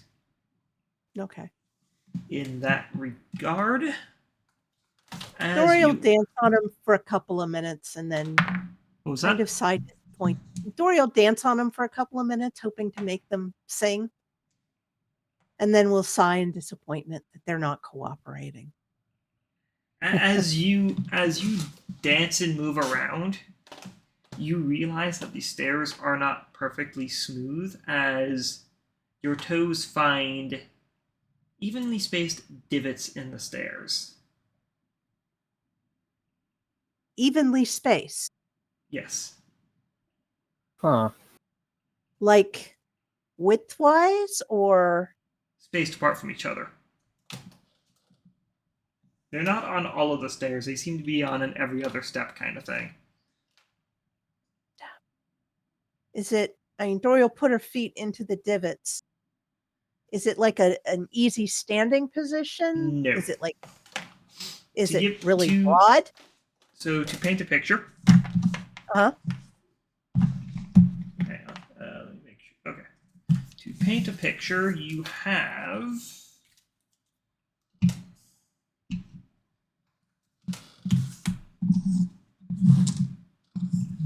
Me cutting off space. Okay, so you got the stairs, like so. Right. So you got 6 stairs here. So you've got divot, divot, divot, divot, divot, and That's- divot. Is that visible? It's, Yeah. Can Dori like jump from one divot to the other and see if that does anything? You could. What you are noticing is that They narrow out sharply as you try to put your toes in them, but it's not yielding any.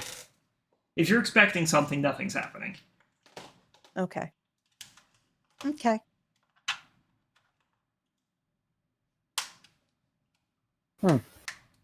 Interesting. Dori will share her findings with the group.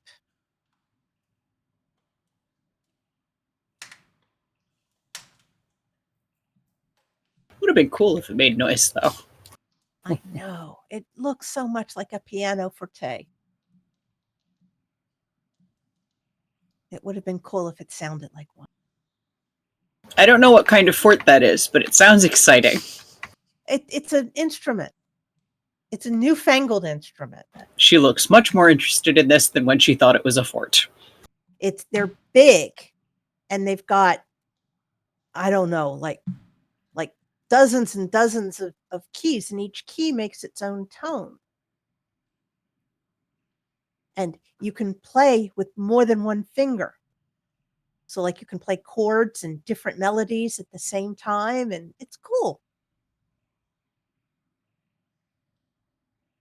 You definitely look like you have her interest, but she also clearly cannot picture it. And unbeknownst to you, because she would not think to specify, when you say chords, she's thinking you mean string.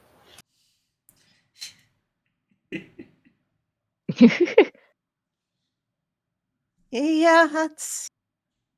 And Dori wouldn't think that everybody doesn't know what a chord is. So, I mean, that's just basic knowledge. yep. Okay, so moving on up. The divots go run the entire length of the stairs and across a short bridge leading into an open doorway that, until you had reached the top of the stairs, was not visible. How far up is it? You're about 30 feet up. Okay, so about 3 stories, give or take. Okay. It was something of a climb to get up here. Yeah.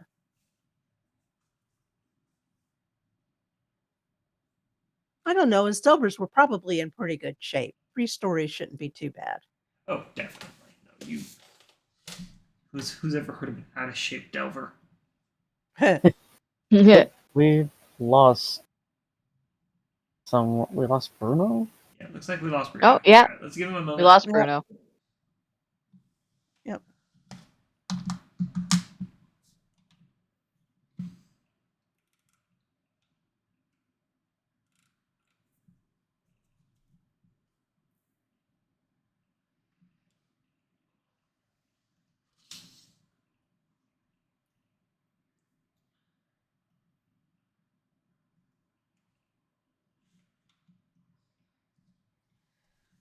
Oh dear.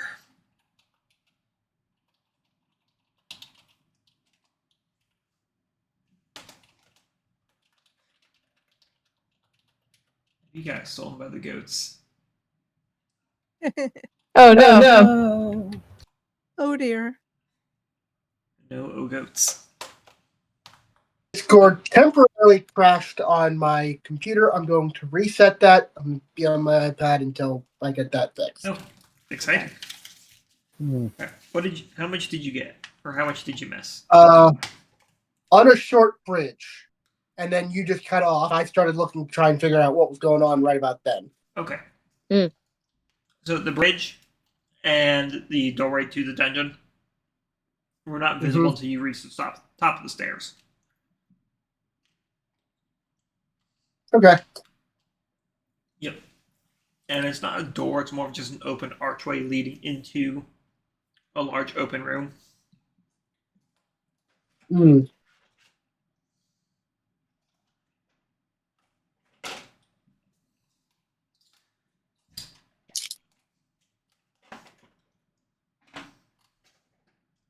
It is dark, however. Dori will ask if everybody wants lights.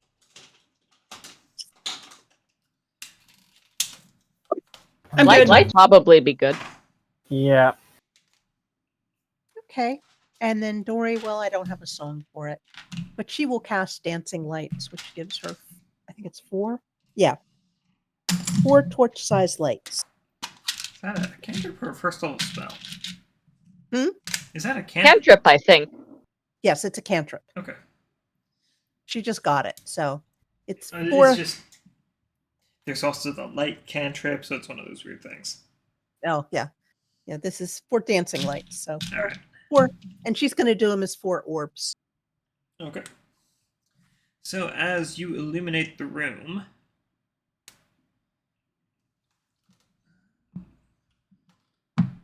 I need everybody to move.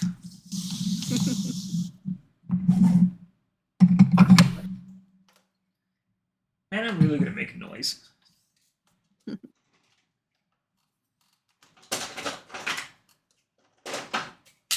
had decided to paint instead of set things up. Foisted by my own petard.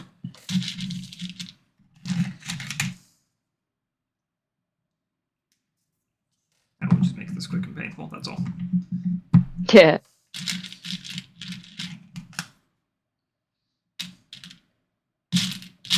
Quick and painful, so I hope you brought some gauze.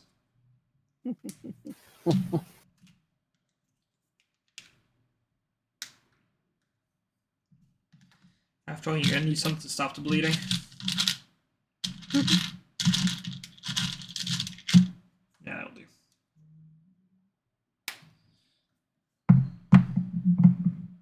Okay, so the room is effectively shaped like so.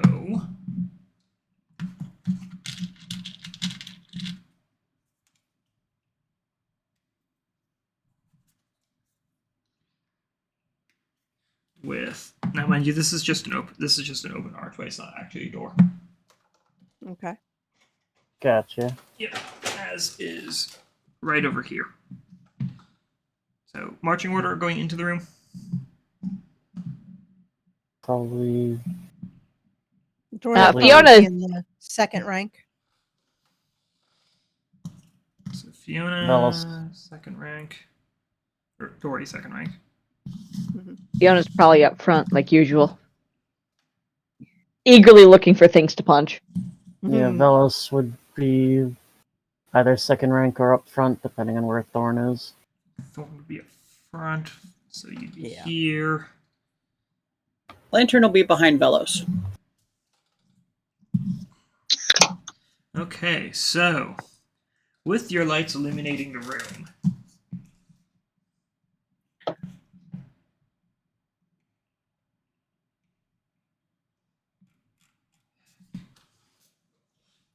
so the walls appear to be made from a brick and mortar of the bricks carved stone rather than a clay, so it looks like it's been carved from the mountain and relined with mortar.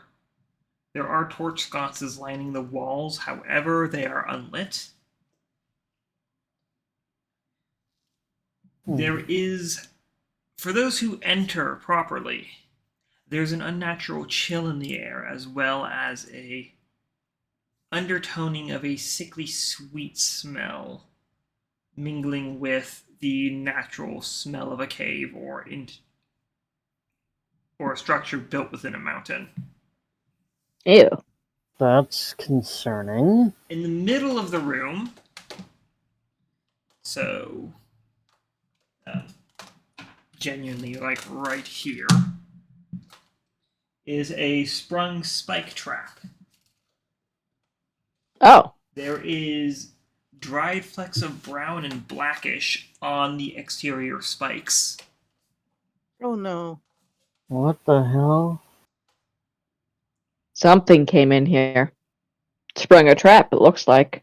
Yeah. Hmm. Question is, did it have a friend that got it out, or did something take it? Mm-hmm. Could have lived.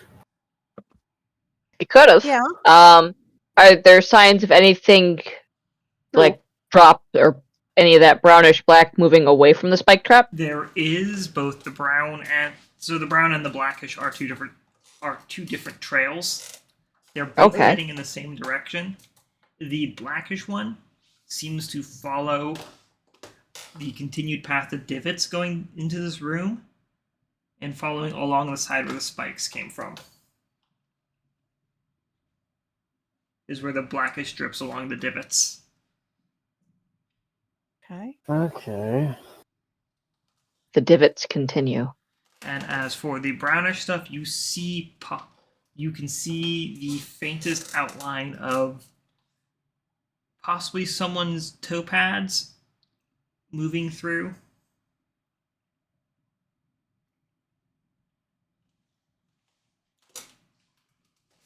Concerning. Very. Yeah. I would like to look at the area around the spike trap to sort of memorize what it looks like, so I might be able to recognize one of these spike traps before it gets sprung. Reasonable. And Dori will examine it as well. Okay. So go ahead and both of you give me investigation checks.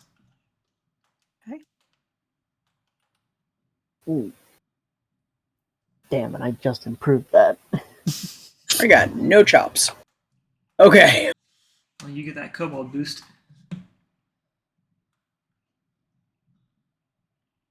An 11. Dirty 20. Ah, Nice. Well, so first off, to point out, kobolds don't actually exist in a hive mind, nor do they have any psychic connection to other kobolds.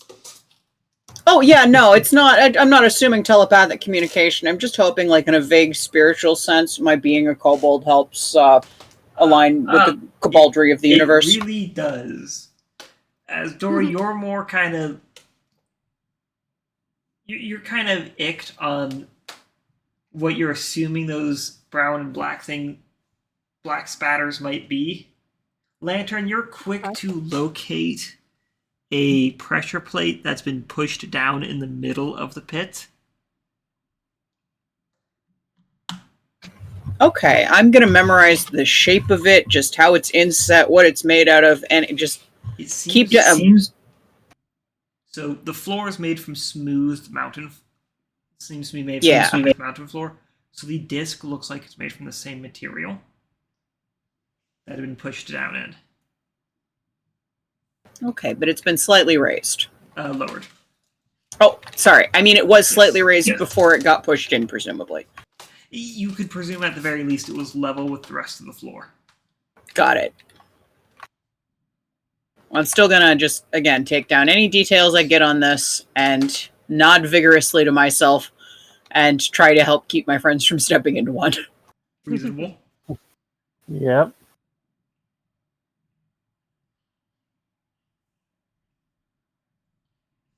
These spikes do effectively cover the large area, so it's about 10 feet around. oof. Yeah, that is pretty big. Yeah. Yeah.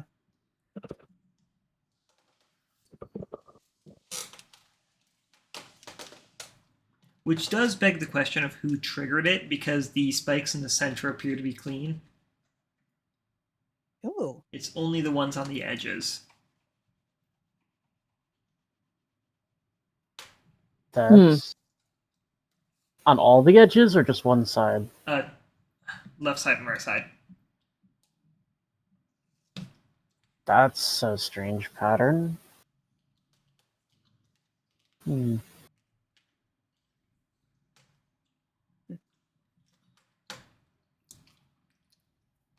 Isn't it, though? How wide apart are the divots by the black trail? How wide apart are they? Yeah. You'd give it about... let's see here. They're wide enough apart you'd say it belongs... If something was stabbing at the floor, or putting divots into the floor intentionally, you'd have to assume it was probably something medium-sized. Pretty big something.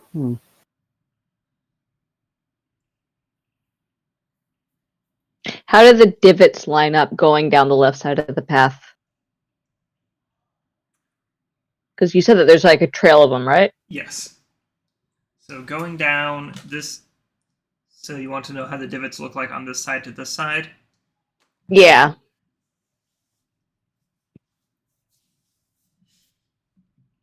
There is a sudden missing amount of the divots in the spike trap area. And then... Do the divots lead up to the spike trap? Yes. They go just straight from the door on this way. Okay. But with a blank near the spike trap. At Yeah. least on the one side. Like the other side, there's still some divots, but they appear to be significantly more clustered in that area before picking up a more regular pattern again. Final question. Final answer. The divots as they come in from the doorway, do they line up where the pressure plate would have been before they get pushed off to the side? Yes. I think those might be the footprints of something with very narrow feet. Large, narrow creature and that's what triggered the trap, which is why it's on the edge. Yeah. That would be my guess. Could be. I don't know what the brown is. Hey, Lantern. Yes. What color did the spider chickens bleed? You too, Dori. Everything is sort of a horrible blackness in my memory. I was going to say, I kind of think black. It's a bluish. And then Lantern, you remember it blackens in heat. No, it's just that it turns black when you cook it. It smells very, very bad, and it's kind of a blue-black, like ink. Okay. And Lantern's going to lean down with an air of someone studying very closely the black goop, or splatter, or whatever you would call it. Go ahead and give me a...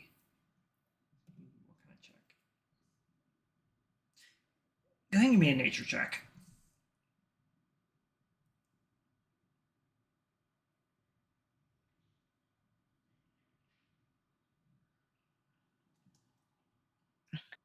Eight.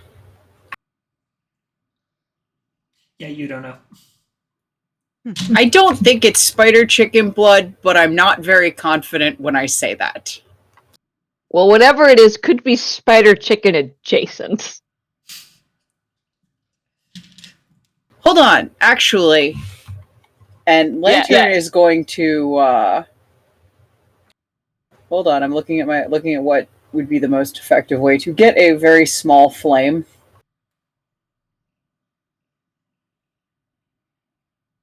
I think Lantern is just going to use her tinderbox to see if the black splotches smell like spider chicken when she burns a match on it. Or she has a tinderbox, not match. She has a tinderbox, not matches. So this is a flint and steel situation. Yes, but it is.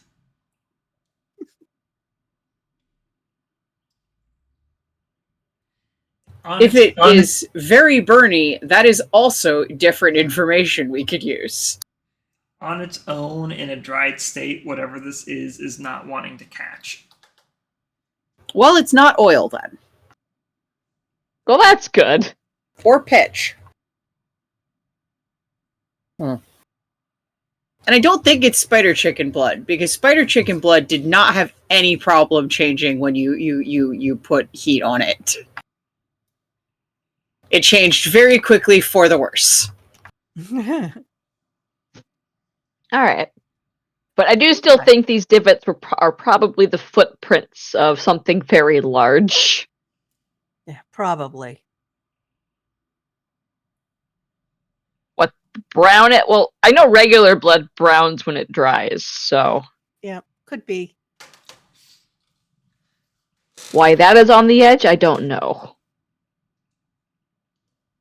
I mean, I thought that was pretty clear why that was on the edge. Yeah, I would assume that would be from the spike trap. Yeah. I mean, why it's on the other edge of the spike trap from whatever triggered, or from whatever the giant thing was that probably triggered it.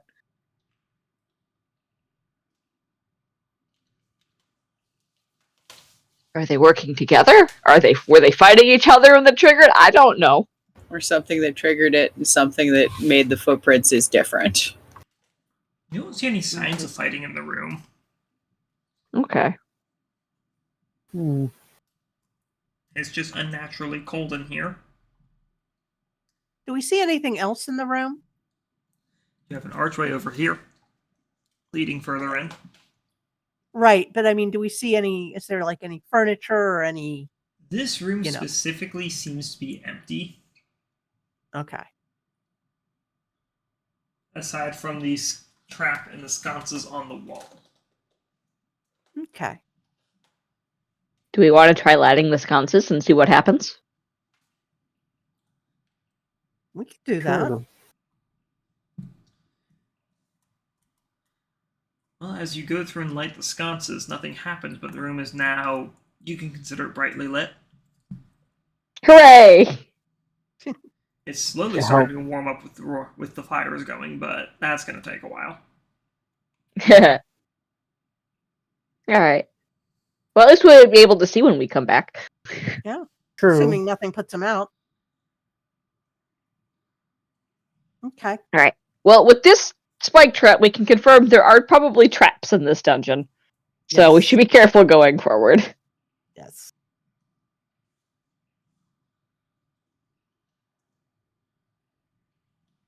I do not think there is anything else here, so are we all agreed to continue forward through the archway? Carefully. Yeah. Yes. Lantern's keeping an eye out for more pressure plates. Okay, Lantern, go ahead and give me a perception check or an investigation.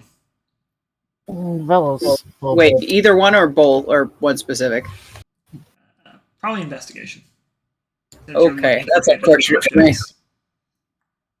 Vellos try to help with that? Give me a roll. Okay. I have expertise in investigation now. What was that about? Investigation? I have expertise in it now. Okay, so roll your proficiency die twice. Ah.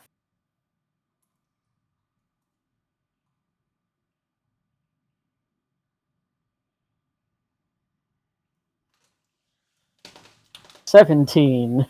Vellos. Oh, nice.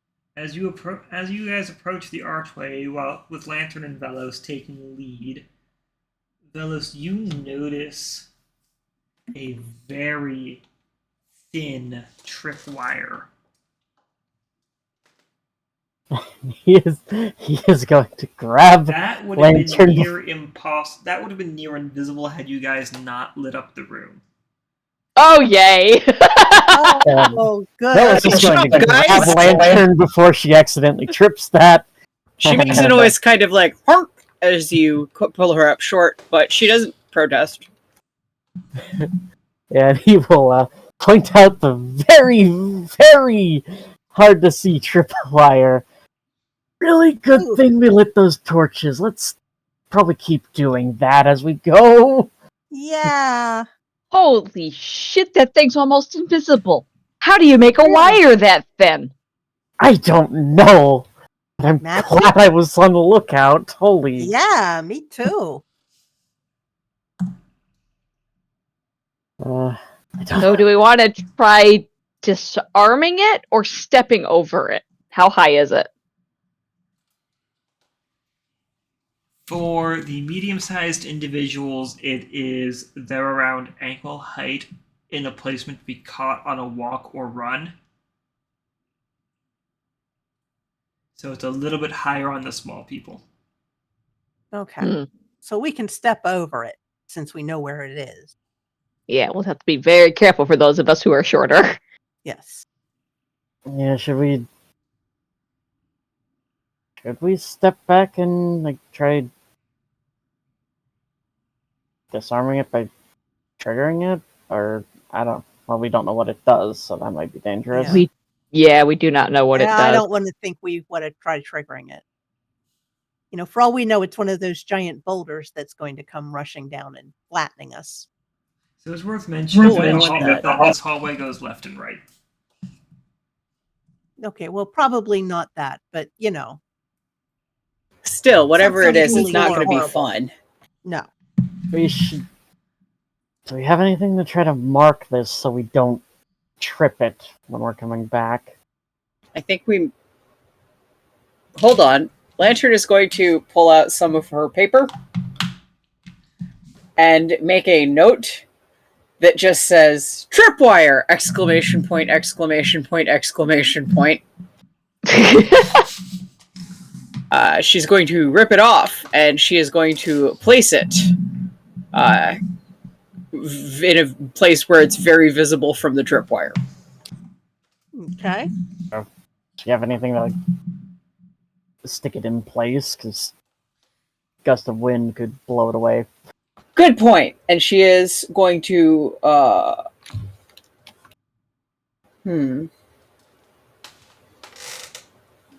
You know what? She is going to take a little bit of beeswax and kind of mush it up using the heat of her hands to melt it a little bit, and then use that sort of like putty to stick it to the wall. Okay, which side of the wall?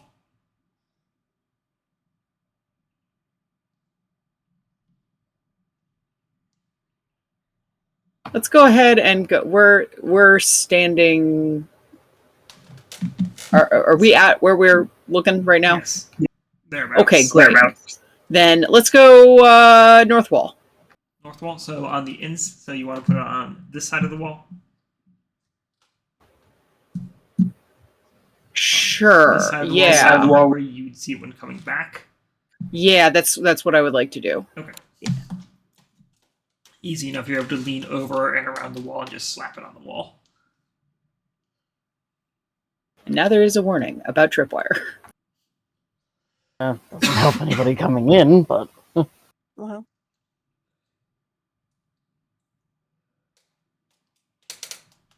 But, we need to... If we need to leave and come back in, we can always paste another one for this ourselves. is true. Okay, and before proceeding into this madhouse, how about we take a break? All right. It's around that That time. sounds good. I am Yep. really glad I got expertise in investigation. Me That too, is buddy! Excellent. See you in like 10-15 minutes. Okay. And we're back. Okay. Everyone's back from break. You enjoy your break, get your snacks, commit your crimes.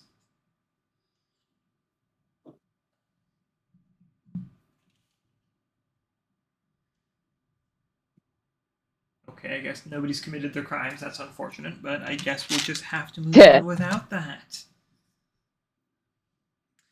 Okay, so you're standing before a tripwire that Lantern has politely marked on the opposite wall, or opposite side of the wall that you're facing. It is as thin as a hair. That's with an I, not an E. Hey. The hair's thinness sort of depends on the individual hair. Right, let's continue on, avoiding that thing. Oh, we've spotted it. Yep. Ah, perfect. It's about this thin. Good God, that is thin. Thanks, it's one of mine. I am sorry to hear that. I have a lot of it, don't worry. Good. I just also have really long. It's also just really, really long, so sometimes short bits come off. Ah.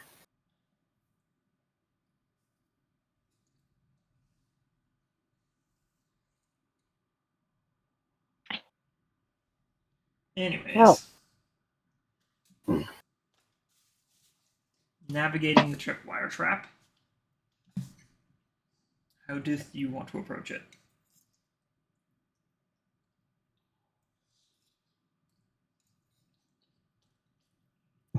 Do you think it might make sense to ask if I could get a lift? Because I can try just high step in it, but if I trip, I'm gonna feel very silly if I get everyone hurt. No sense taking unnecessary risks there. Vellos will offer to give Lantern a lift. Fantastic. Fiona will let Thorn lift her over the tripwire too, because again, like Lantern said, there's no point in being unnecessarily risky. Don't let your pride get everyone full of spikes. That's a good rule. Yeah, that's a good one to follow. Mm-hmm. Dori can probably just high step it. Okay. Well, the only two people I was going to make roll dex checks have been carried over.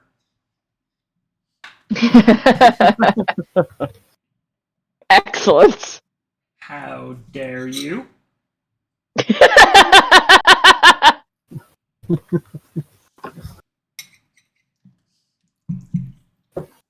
Okay, so now you have a hallway heading in this direction and this direction. From what you can tell, you can see a door over here, and you're assuming that there might be a door in this direction from this way. Can we still see the black and brown goop trails? Yes, you do. This hallway is unlit, but you do see it kind of heading in that direction. Okay. But you do see more divots just going in both directions.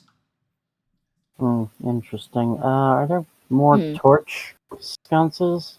Scattered about the walls. Well, not scattered, but evenly spaced. Okay. About We'll 20 definitely feet keep apart. lighting those as we go. About 20 Yeah. feet apart. So you got one on each end of this, and then you got one near that door and one over here. So about 4 torches in this room. Alright, do you want to go to the door first or follow the blood trail? The presumed blood trail. I mean, there is also the blood trail of the dude who also got the other bloody footprint. Yeah, which is that going the same way as the black one? Yep. Yeah.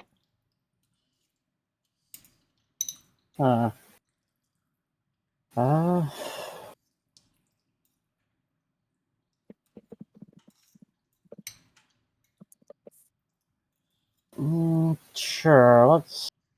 Let's try to be curious what the hell is behind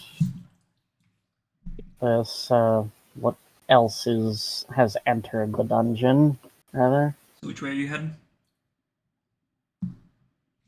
I think to the. We'll say the divots go in both directions. Okay.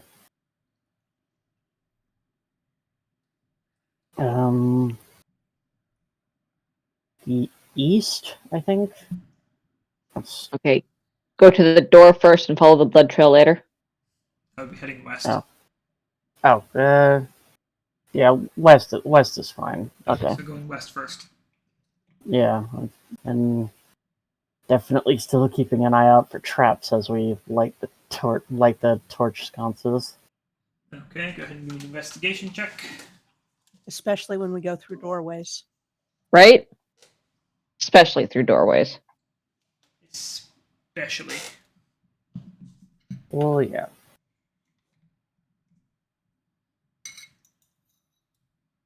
Not as good. Oh well.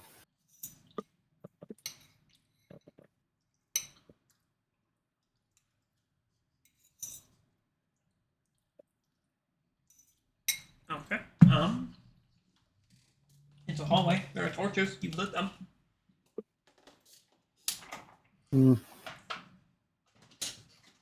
You now stand before a door. Alright, Also stealing this room. well, let's You guys have object Fine. permanence. check if it's locked or trapped first off, I guess.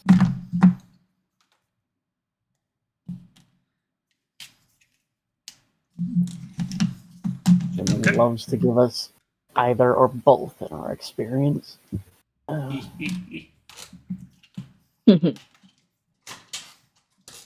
feel like I'm being scorned upon. Another investigation? I mean, you could take it as scorn, or you could take it that you've really taught us a lesson about trust. Just because I am an Eldritch Mad God in control of manifesting random hazards throughout this once serene world does not mean I cause trust issues. Uh-huh. I didn't say cause Right. trust issues. I said inspire trust learnings. Totally different. Yeah. I feel like that's just fancy speak for trust issues. What do you know? 19 all day. That is, in fact, a door. And, Alright, well, just to give you an idea, so the hallway is enough space for you guys to march side by side. Alright. let us open the door. Is it locked? Nope, it is an openable door. Open As- salami.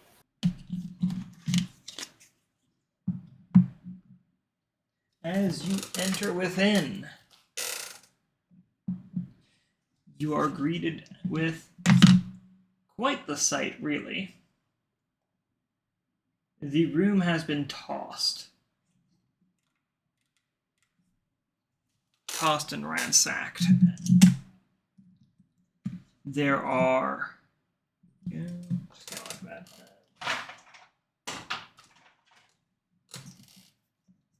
Oops. There's me dropping stuff. Tables over.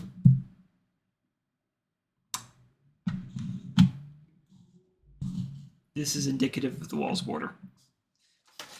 Okay. Tables overturned. Chairs a mess. You see a desk has been smashed in one corner. And scattered about the room is skeletons of some kind of dungeon creation, along with a few skeleton animals.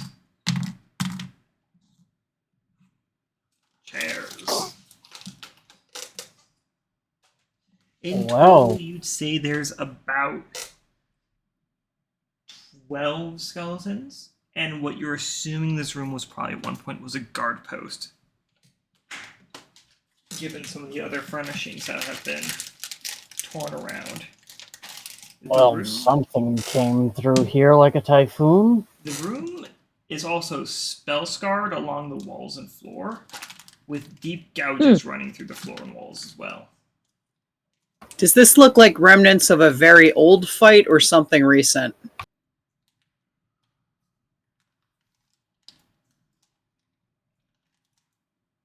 Give me an Arcana check. Nope. If you want to go off the spell scarring. Ooh, I don't know shit about that, but I will absolutely If try you want to anyway. go off- if you want to go off the gouging, I'm not sure what check to make that on because it is. Survival's probably closest because Yeah, it's like I'd tracking. Survival. Okay, I'm going on that because I don't. That Arcana is not my job. I don't know if we have anybody good with Arcana. Fiona. Yes. Yes. Oh, right. Yeah. It's a 21 on the survival check. Ooh, With- nice. Without knowing the age of the dungeon, you would have to say anywhere within the past month, giving off the roughness of the gouging. and the spatterings across the floor from the fight. Ooh. I don't think this was like the skeletons make it look like it should be a really long time ago, but some of the fight that was in here, that's maybe a month.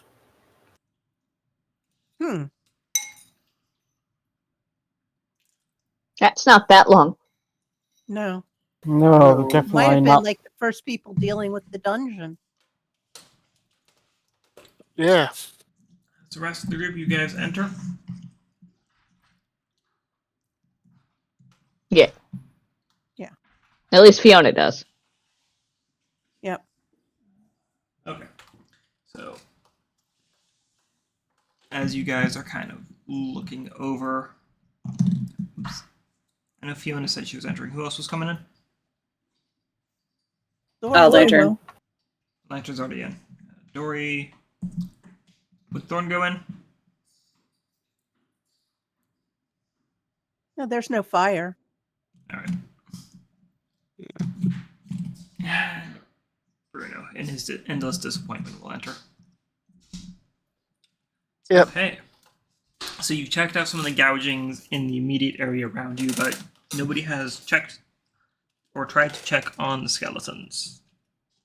Well, they'll also try to check on those.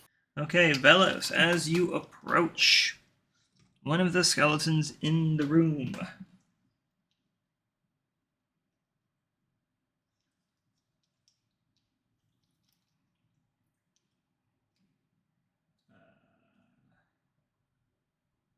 Hang on 1 second here.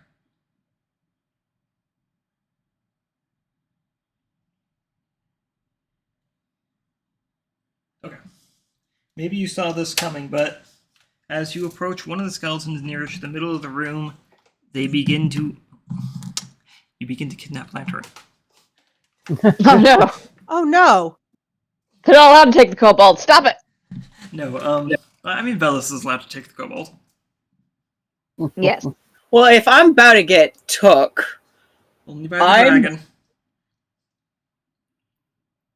Okay, but no. The skeletons begin to rise up. okay, I was gonna say if they're getting in on me specifically right away, then I have something I'm gonna do about that. But it sounds like what all of us are gonna do about that is roll initiative. Probably. Ah, shit, we got undead! Lovely. Hang on. I need to grab more. 1 second. Don't forget, Woof. Fiona, Thorn has. Advantage, yeah. Yep. Not my best, not my worst. Could have been better. Could have been worse, too. Could have definitely been worse.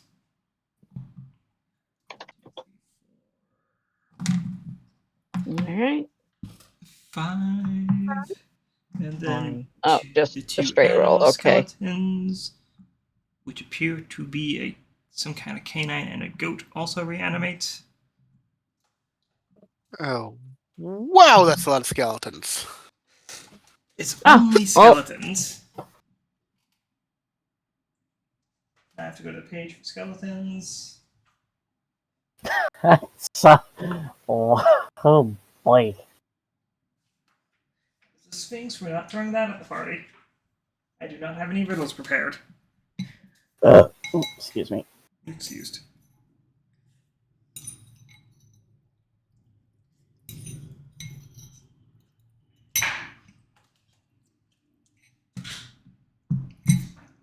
Where did I put my note? There it is.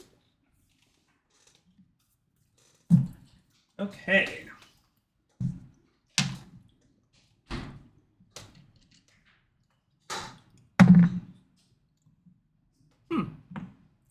Interesting.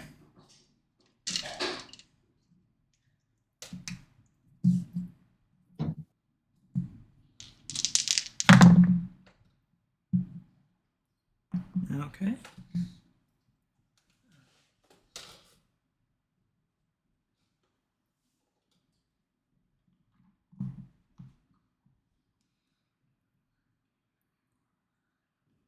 Okay.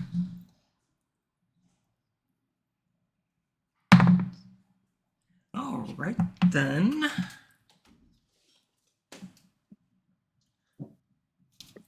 $25 to 20.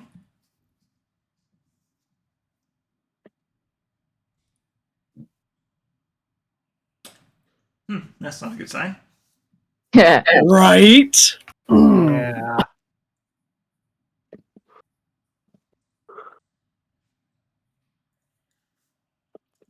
19 to 15. 19. Okay. 16. 15 And for Fiona. a second. I gotta write this down. Okay, who was after Fiona? Or sorry, who was after Dori? Bruno At at 16. a 16. And then Fiona, you were at 15? Yes. Okay.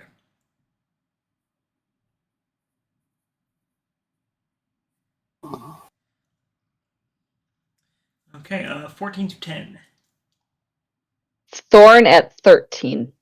Okay. Vellos at 12. One out of 13. Vellos at a 12.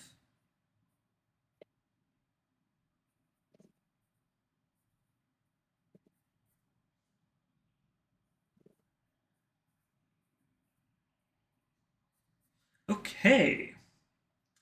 Well, that's going to start things with. You missed some. Oh, sorry. Lantern, what are you at?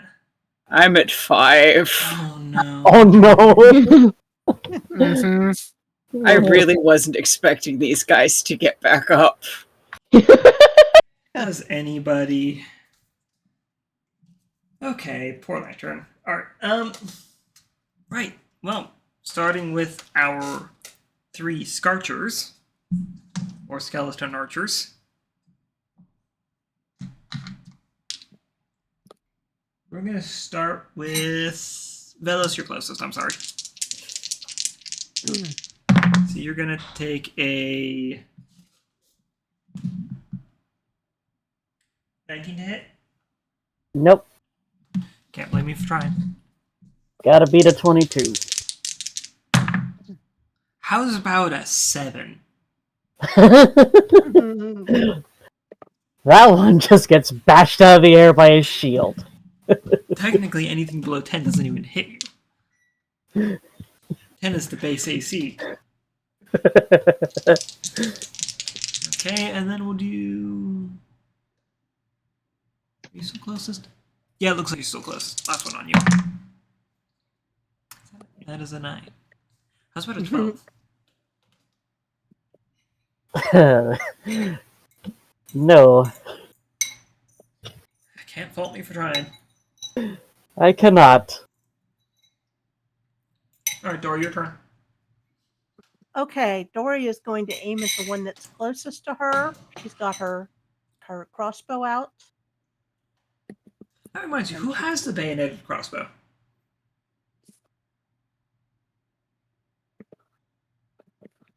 I don't know if anyone's using it. Disappointed in all of you.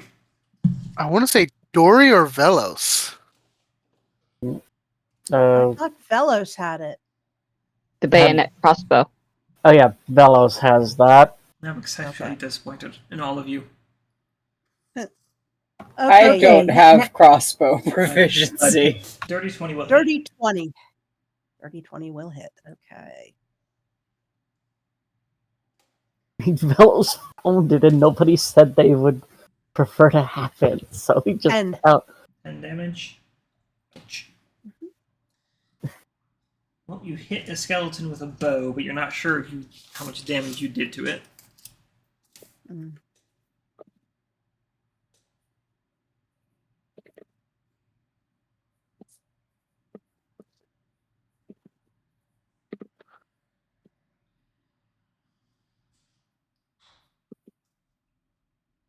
Bonus action movement.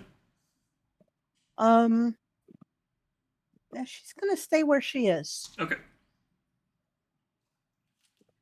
And that's going to go ahead and take it to the Next batch of skeletons. Vellos, you're about to take a melee attack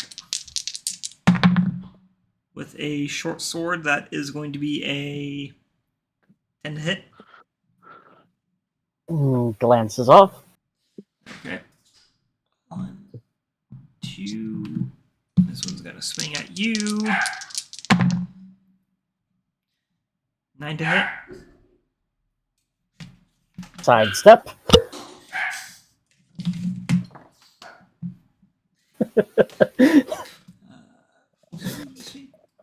Okay. Talk about a 10, hectic little dance. 15, 20, 25. Oh, you can only go right here. That's unfortunate. Okay, 30. Alright, that's its turn. That's going to go ahead and take things to Bruno. Bruno is going to. Alright.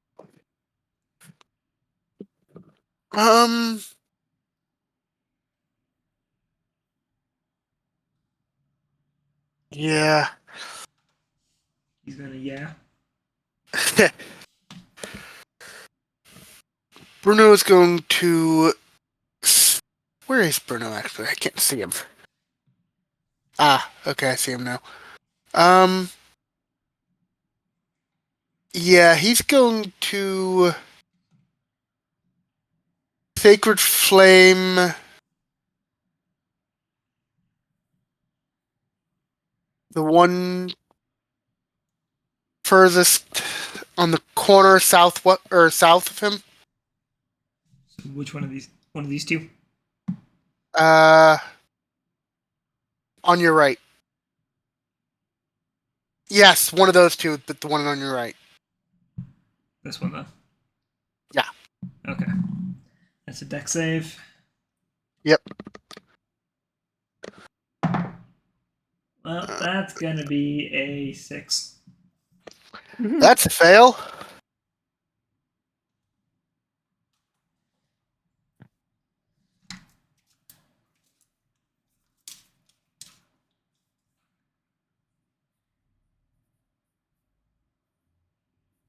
For 7 points of radiant damage.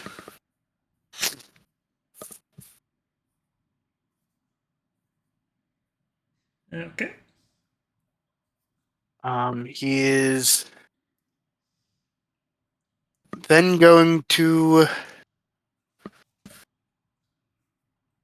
put away his mace. Put away his mace. Okay, then. He's prepping to take out the longbow.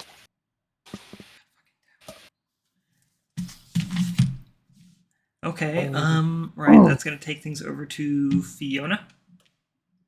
All right. I'm by the north wall, right? Yeah. With the blue shirt. Okay. Well, I guess there's like 2 skeletons like directly in front of her, so she's probably gonna go up and engage with them. Knock Dori over as she dashes forward. Really? Yum. Yum. There you go. And she's not sure how durable skeletons are. She's never really fought them before, so she's going to go ahead and swing at one with her short sword to start. Probably the one directly in front of her. Okay. Gonna roll the hit. Yep. Plus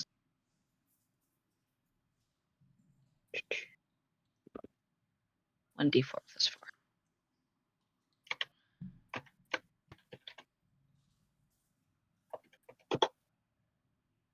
Oh no, that's a net 1. Oh no. Oh, no. 20. That's a 3. Oh no. Not too severe for you, but you drop your weapon. Oh no. Alright. Well, that is unfortunate. I'm assuming I cannot trigger incessant strike off of that, since that was a critical fail. Nope. Nope. You know what? She's just gonna rear back and flip this guy with her bonus action fists. Fair enough. Same one. Yeah. Ooh. Yeah. Too many windows. That That's should have been a rude. plus, right? That now just realizing that should have been a +5, but it didn't matter since it's a +1 short sword. Oh well. This is just a punch. A 16 to hit it. 16 to hit it. That'll hit. All right. This is with her fist.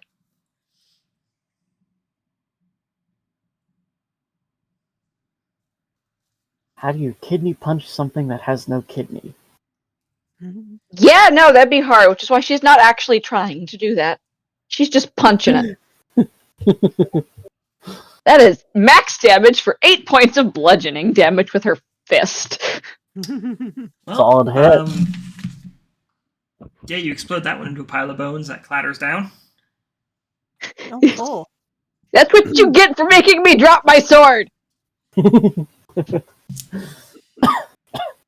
I'm sure if it could And then she understand you. turns, squares up with the next one, both fists at the ready. She's not even going to attempt to pick her weapon up. Not yet. She'll grab it later. But that will end my turn as I stand there facing off with the other one. Reasonable. Alright, that's going to bring things over to Thorn. Alright, where is he standing? Oh. And that other skeleton's kind of directly in reach of him, isn't it? With his polearm. Yes. No, he's got one. He'd have to move forward one tile. Oh, even with the reach? Yes. Okay. He can I guess I reach can't really see where that He can skeleton's... reach these 2 tiles, but...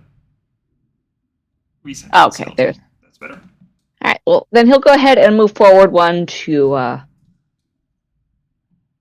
swing his glaive. Forward 1, you said? Yeah. Okay. And he will swing with his glaive. Swing away. So +1 glaive, so that'd be...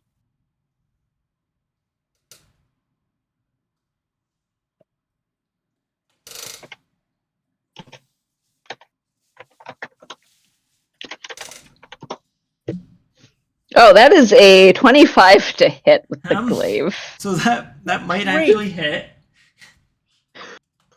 Go ahead and roll damage.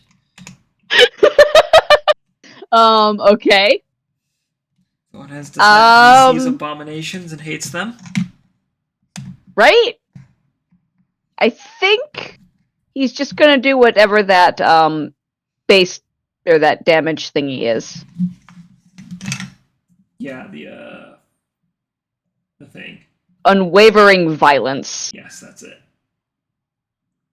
If each damage die roll is half its max +1. Oh, you must choose to do so before I roll. Oh. Well, since I didn't state that before I rolled. you roll damage. Oh, I don't know. It just says you must choose to do so before you roll ... on his page. Starting at 3rd level, you hone your brutality to... Oh, I'm not raging. Yeah, I forgot to you do rage that. To do that. Oh well. Okay. Just roll Well, damage. that... Right, okay. That changes things. So that is a 1d10 less 5. Yep.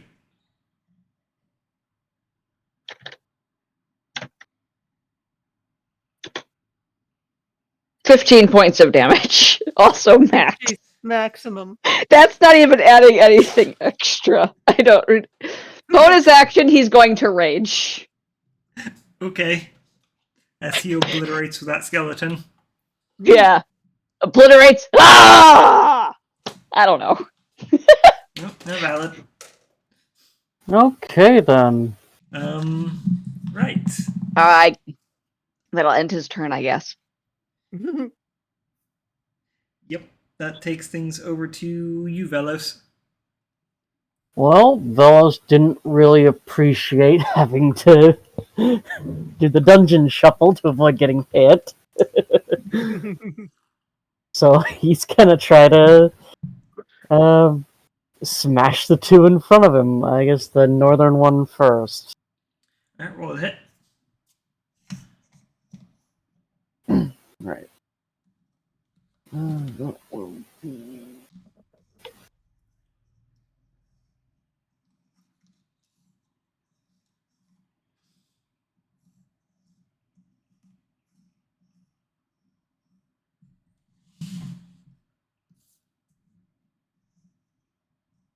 $19 to hit.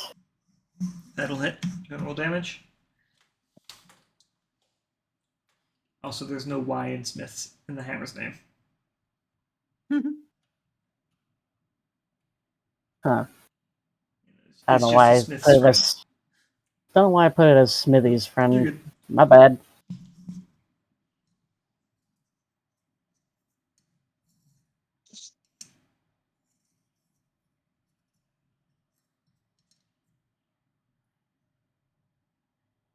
$8 damage total. Okay.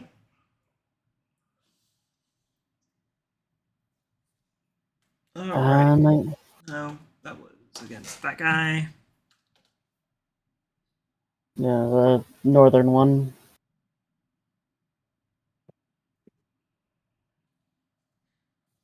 If he's still up, He try is to still up. But you know, finish some the job. bludgeoning impact does a lot more damage to its brittle form. Then next up is the tail. Can he hit with it?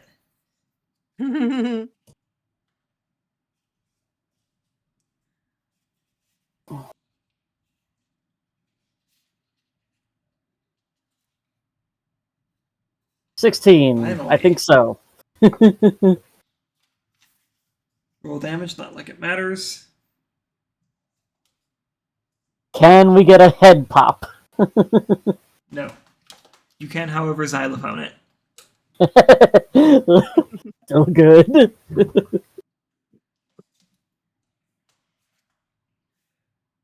Okay, that takes it to the next batch of undead.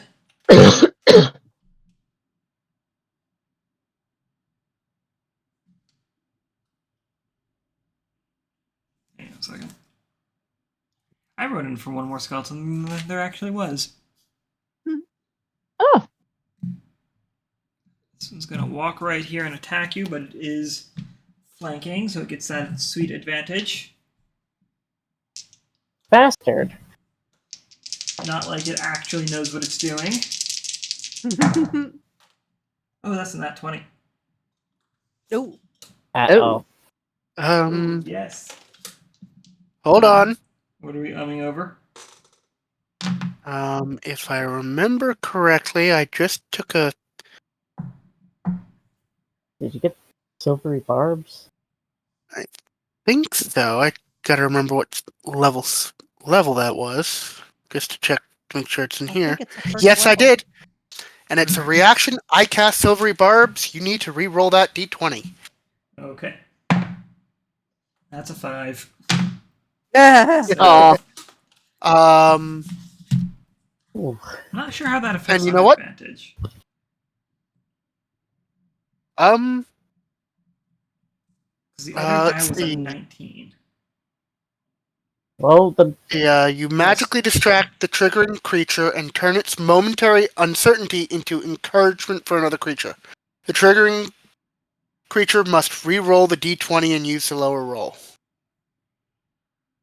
So my guess is you. Hold on, let me grab the book. I mean, it sounds I think like it just makes me use. Okay, I see what. I wording is weird, but I see what it says. Okay. Yeah, quick saving page That was his 36. turn. Next up for the. Well, I do also choose to give the advantage to Vellos. Okay. Next up, we're gonna go ahead and move these guys up. was that on my next attack I get advantage? Next attack roll, ability check, or saving throw within 1 minute. An undead ram is trying to ram you. Hey, nat 20. Oh, goddamn. Are you fucking kidding me?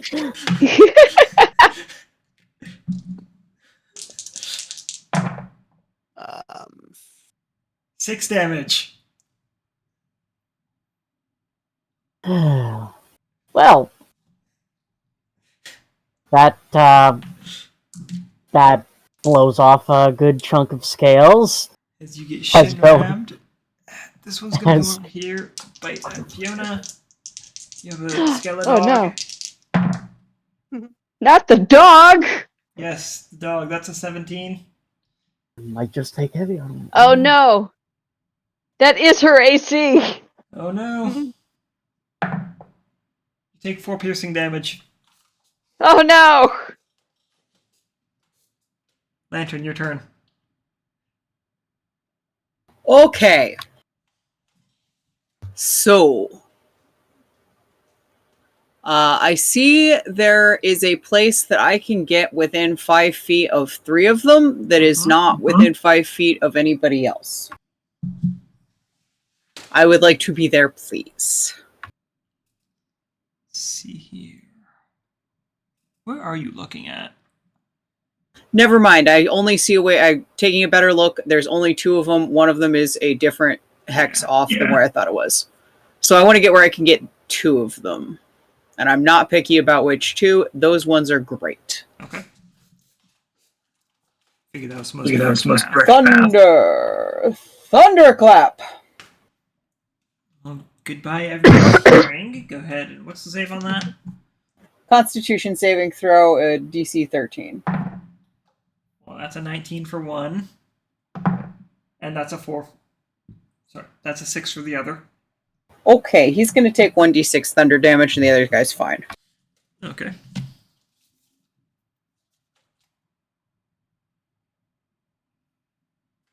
Max damage.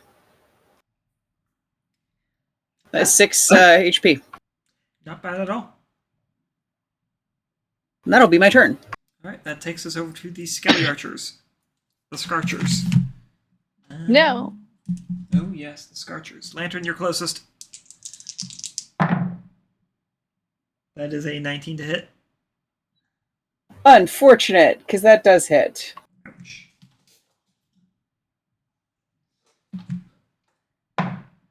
Three damage. Really? Can't roll anything. Ouch. And then the next one on you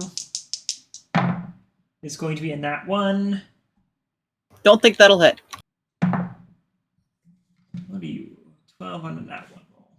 Come here, table. I rarely have to make these for ranged attacks.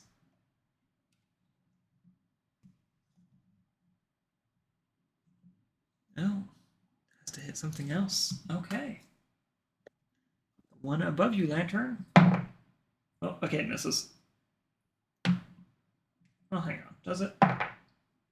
Yes, it misses.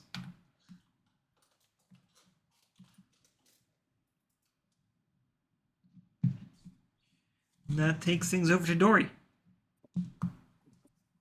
Okay.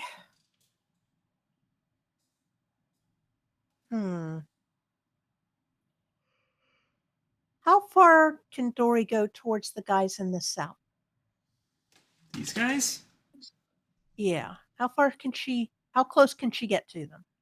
35 feet of movement. She could get right up in here if you wanted to, or over here. You might get attacked by this guy, but... Okay, she's going to go in between those 2 guys on the west. In the south, but the 2 on the west. Right here. Did you freeze? I think No. dice froze. Oh, there we go. Okay. And she's going to completely blow out anybody's eardrums that still existed. Okay, well, first Yay, more noises. 2 opportunity attacks at a 15. That'll hit. And the other one will also be 16. Okay, so They both hit. you're going to take... From the first one, you're going to take 4, and the next one, you're going to take 5 piercing damage, or slashing damage from. 9. Okay. And then you're going to Lovely. Thunder Wave. Or And then Thunderclap. I'm going to Thunder Wave. Thunder Wave or Thunder Thunderclap? Wave. Okay, it's the first Thunder level Wave. spell. Mm-hmm. What's the It's save? I'm looking for Constitution. 13. That's a 19, and that's a 3. Ouch. Okay, the 3 fails.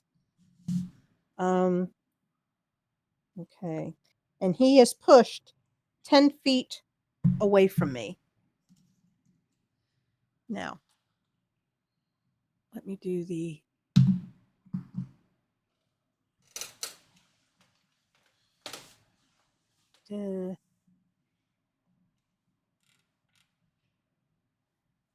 okay, the guy who didn't save gets 8 and is pushed 10 feet back, or as far back as he can go. Already moved The other him. guy takes 4 Okay. and doesn't get moved. That's going to take things over to bonus action. Bruno. No. It's going to take things to our next batch of skeletons, Oh yeah, I forgot. They go before Bruno. which we're going to have the... Okay. We have 1 attack Vellos. With advantage, man, really? Does the 13 hit? No. Okay, and then one's flanking with Lantern. Seriously? Lantern does a 14 hit. It does not.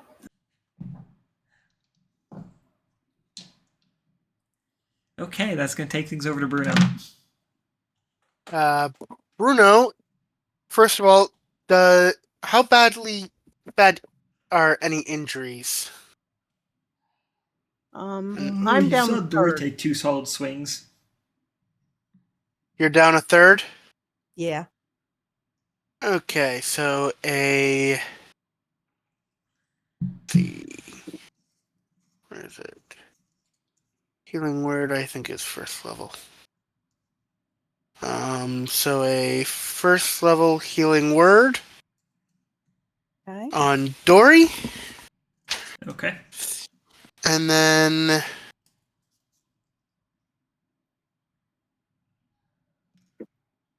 he'll put away his shield. Okay. So don't forget to roll your healing. Oh, sorry, Dori. Better than nothing. True.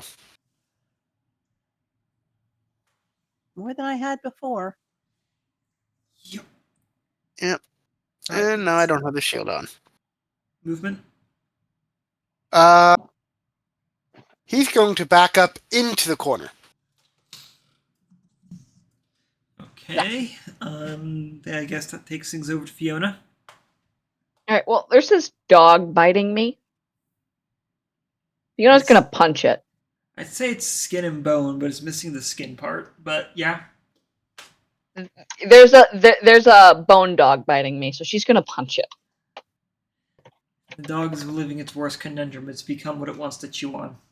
Oh Another my hit. god. Is that That's enough? a nat 1. Oh no. Go ahead and Jeez. roll. God. That's a 15. Well.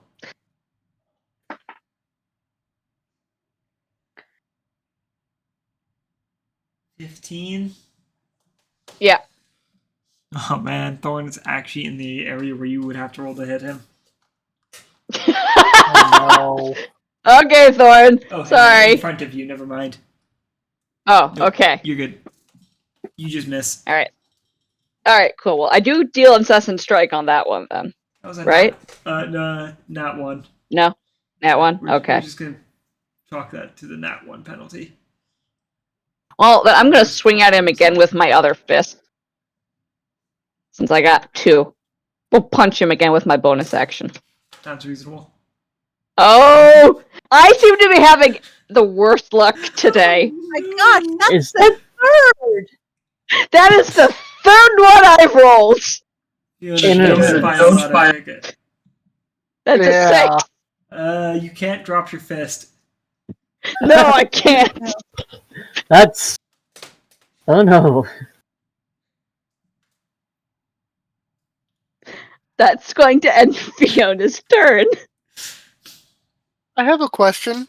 Yes. What would have happened Yeah. if she'd rolled another nat 1? Because She'd have injured herself. okay, I'd have had her roll damage and apply that to herself. Oh. fair enough. Yeah. As like an awkward strike on the table beside her or something. Hmm. The alternative is breaking her arm and disabling that for like a month. True. And That that's seems not suboptimal for gameplay. That is just unfortunate on my part. Oh yeah. Yeah. Okay, Thorn's turn.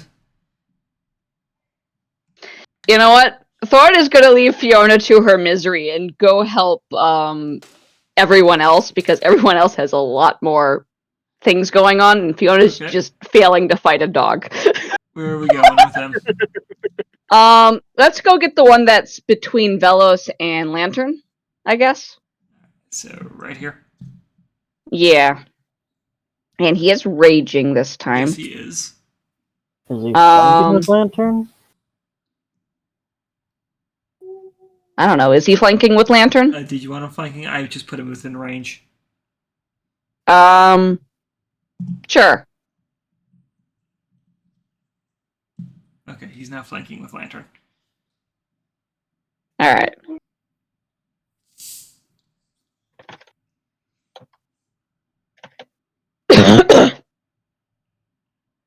And +5 with the glaive. That is a 13 to hit it. A hit. All right. Okay, he gets all kinds of flippin' modifiers when he's raging. Let's see. +2 to his +2 from rage, +4 from strength, +1 from the glaive. All right. 2, +1 from 6. unwavering violence.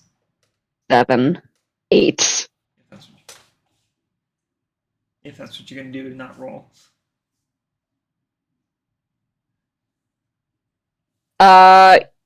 Yeah, I guess I'll just roll with that. So that's a 1d10 plus 8.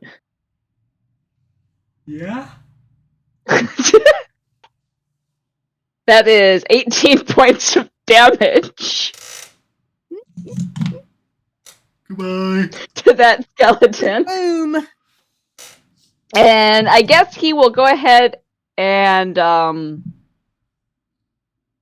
move down so that on his next turn he can hit one of the two that are attacking Vellos. Oh, no, not within range of Lantern in case she wants to go boom again. Well, I So guess he down, doesn't do have it. to- north. Sorry. North one, so he's within range of one of the I two. was gonna say he doesn't have to attacking. move because of his reach weapon. Oh, okay, cool. Both these guys are in range from him. Excellent, then he will stay there. Yep. Thorn is not going to get within boom distance of Lantern or Dori right now.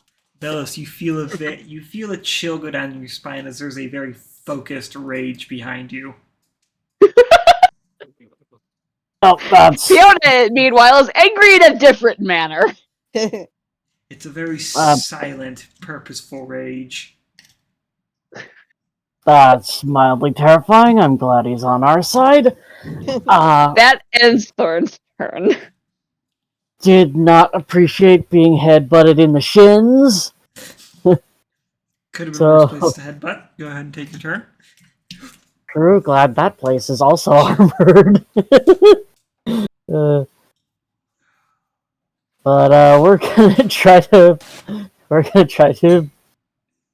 bash the what the hell is the thing that hit me in the shins? The goat.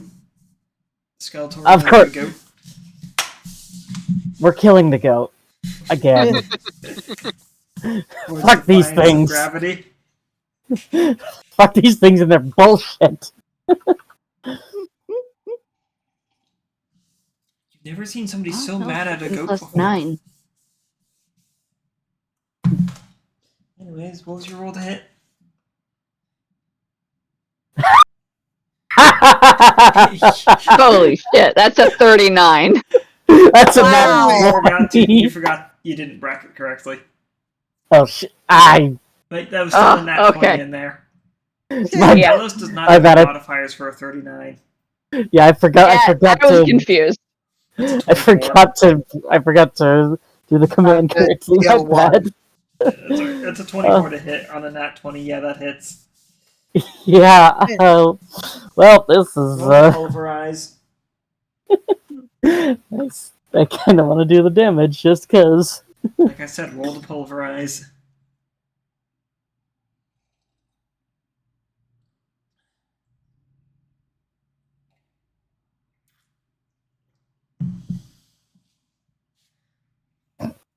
Actually, wasn't that high, but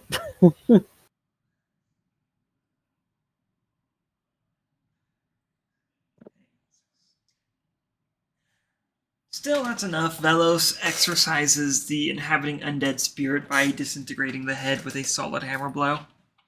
Goat horns go flying comically in both directions.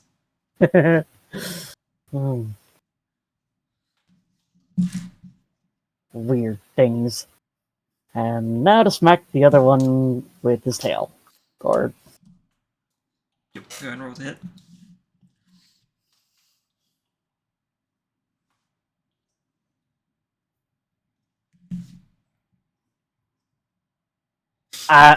I guess I Well, should now we buy a know where freaking Fiona's lotto rolls ticket. win. I guess I should buy a Yeah. lotto ticket. What the hell? Yeah, go ahead and just buy like a $5 scratcher. Vellos, I want my luck back. Uh,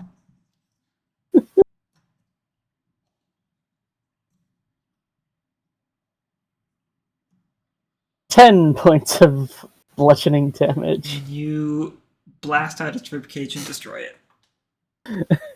You get the feeling these things are a little brittle when it comes to bludgeoning impacts. Excellent. Good thing he's got a hammer. Well, and a hammer with his tail too.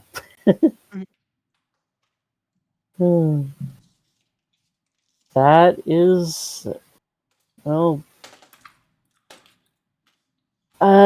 there's still one with the bow, right? Yes. He's gonna There's two head with towards. bows. Oh, is the one alone one with the bow? Bow. Yeah, he's gonna head to the one not near Dori or Lantern. Just because the bow was getting annoying. Okay. That takes it to the remaining Skog. Skeledog. I'm so creative, I called it a Skog. Mhm. That's a 9.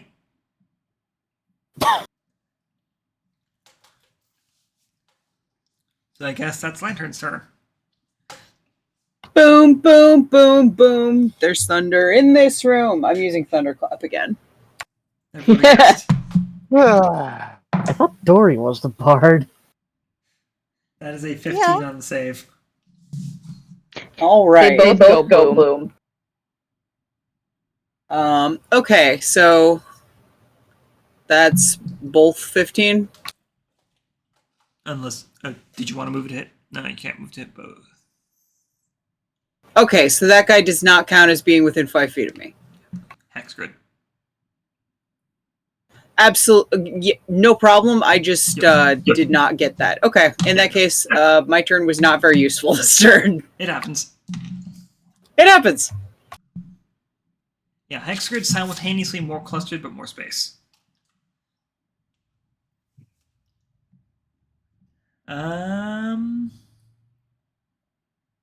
Dudes with the bows. But we're gonna draw our short swords and attack. Vellos, it drops its bow and draws a short sword to attack. That's gonna be a 17 to hit. It's off the armor. Dori, that's going to be a 15 to hit. That hits. Really? I'm actually kind of surprised by that. 3 No, damage. it's 14. You take the Armor lowest class possible piercing damage of 3. Okay. Why do I keep calling it piercing? It's slashing. Dori, your turn. Okay. This pisses Dori off. Oh Understand. no.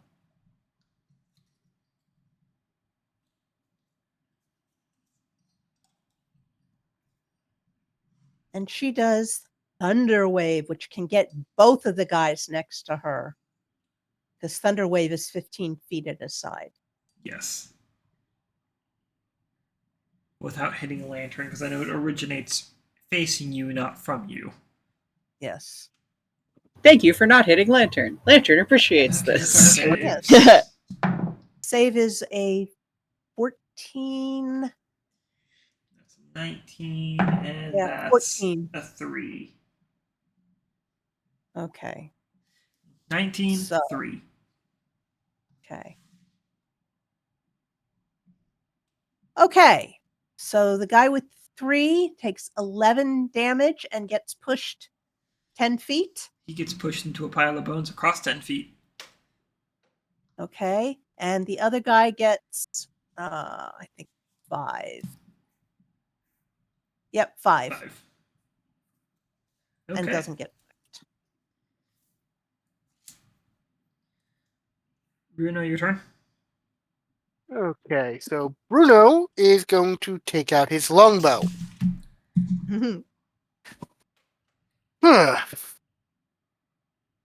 Think he's safe doing that and then firing a arrow at.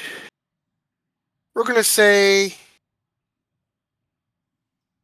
over Lantern's head, so at the one next to Dori. Alright, go ahead and roll to hit.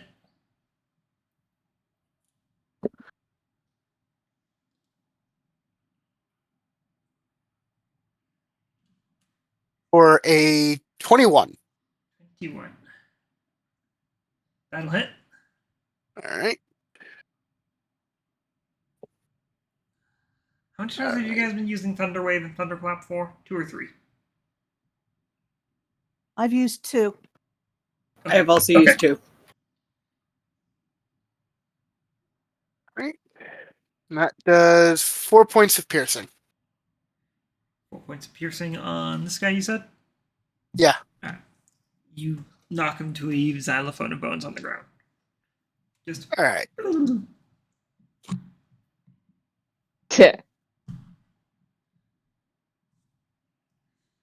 Alright, that leaves 2 more.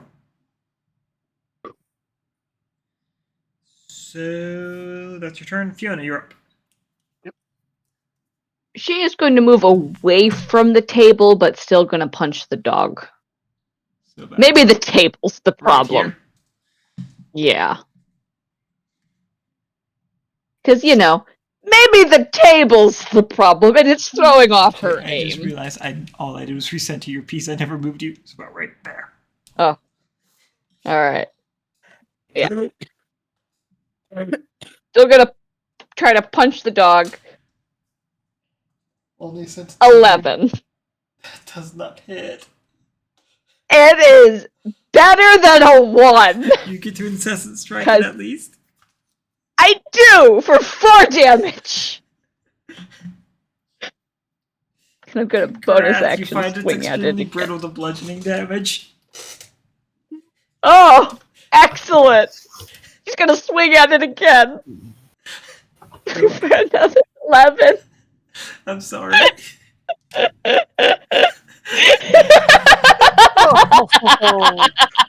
I feel this. Oh, Fiona. So Fiona's at absolutely least- snapped in the corner. It's like You me know trying what? to hit something with my crossbow. Or your At tail. least it wasn't any more ones. No. That'll end her turn. It's Thorn's turn. Thorn as Thorn walks towards that last one in the corner, he's going to swing at the dog with his glaive as he walks past it. Okay, so go ahead and make an attack roll. Vellos the Rage is behind you again. That is a 12 to hit the dog. 12 just makes it. Unwavering Don't- violence or rolling damage. 10 points of damage on the dog. Clicks it in half. Don't like the fact that the rage is following me. And I just realized Thorn took Polar Master. Yes. You should So be he adding an can- extra d4 of damage. Oh, wow. He's going all in on that thing. Well, no, it means that with a bonus action, he can make a melee Oh, attack yes. with the opposite end of the weapon for 1d4. So he's gonna do that with the opposite end of his staff on this thing. Okay. That's a 12 to hit it. That does not. That unfortunately It doesn't? hit. No. Okay, that's fine. These things have the very scraps of armor left on them. Alright. That works. That'll end Thorn's turn. He killed the dog on the way. Lantern, your turn. Okay. So I think I'm done with Thunderclap. I think maybe I'm going to go up to the guy who's still up and try to bring him down with knife. Well, sword in this case, not knife. Okay.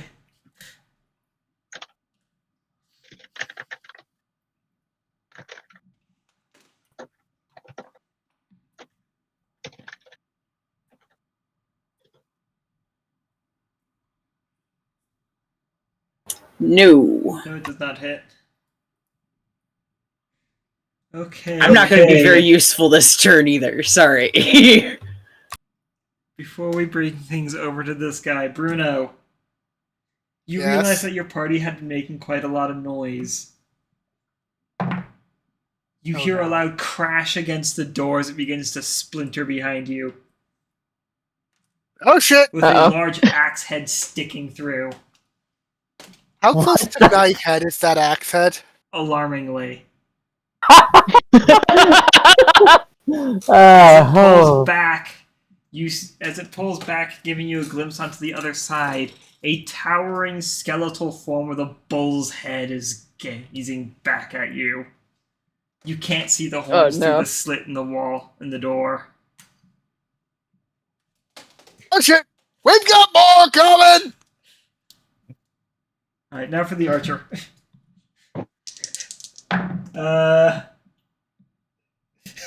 That's 2. On the die. It's not a 1. Pity. It's a 2. Hey, Vellos does a 6 hit. no. Okay, Dori, your turn. I've met bugbears with better personal hygiene. Vicious mockery. Oh, That shit. is a. I mean, technically your path may have taken you through the... Well, hang on a second. Where's Dori from? Doesn't matter. Alamance. That's Levain. That's a 9 on charisma save. It was a charisma save, right? Yeah. It's wisdom save. Wisdom save? Uh huh. Alright, that's an 11. Where did you Yeah, say it's she was still from? fails. Levain. Alamance. I mean, it's very She does. possible she may have visited the monster meadow at one point in her life. Possibly. She does a whole 1 point of damage, and he will take disadvantage on his next attack roll. You've made him sad. Yes. You've somehow given the skeleton a moderate sad. Yes.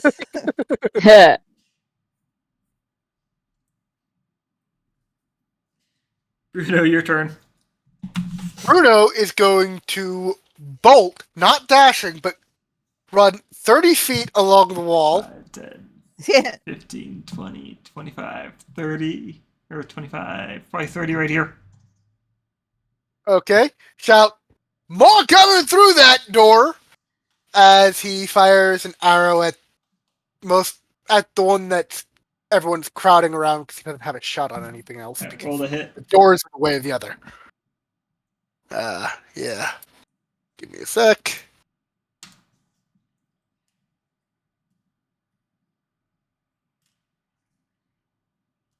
For 9. You miss. Yeah, I figured.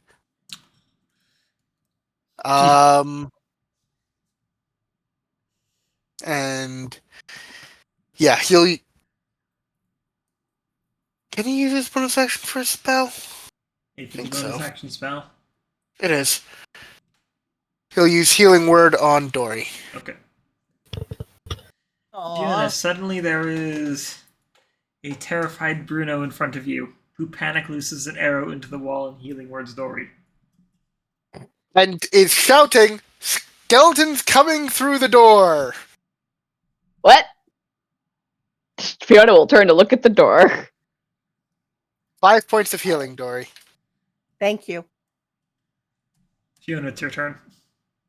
All right. Well, Fiona's going to take this brief respite to pick up her sword. Was that be an action or a bonus That's action? an action. All right, good. She's going to use her action to pick up the sword and then move to stand a little bit closer to the door, but still like 15 feet away from it. It's about right here. Yeah.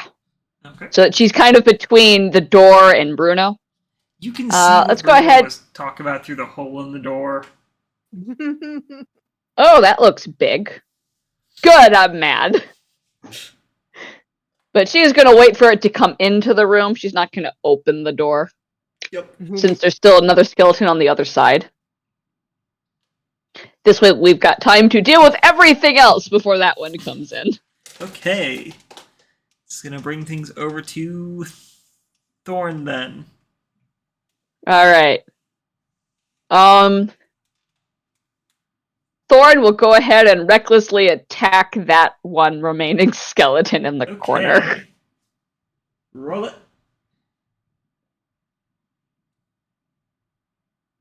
Nope, that's not how you write 20.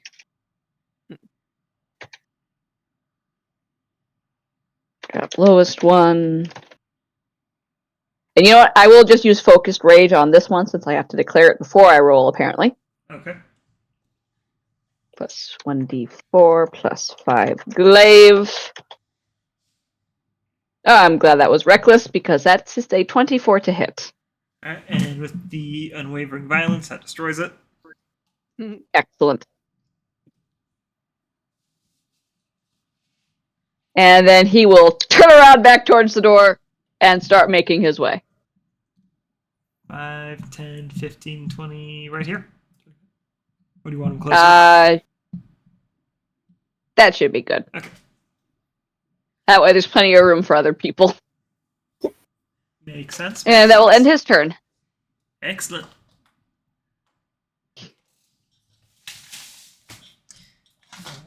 That's going to bring things over to Vellos then. Vellos, the rage has left you. Well, he heard that there's more skeletons coming, so he's got to follow the rage. 5, 10, 15, 20, 25, right about here? Or 30 for right here? Right there is good. That brings things then to and he will- Lantern. He will hold an attack action for anything that gets in range, since there's Okay. not much else he can do. That brings things over to Lantern then. Okay. Which wall was the Minotaur skeleton busting through? That door. Northeast corner. Okay, I'm gonna get. You see the table closest to Vellos? Yes. Yes. I want to get kind of between that, like behind that, so that's between me and what? Yeah, exactly. Okay. And you know what? I'm gonna use my action actually to equip the other weapon that I usually forget about, which is a sling. Okay. Plenty of there's plenty of fragments around you to use as ammunition. 1 second. So much here.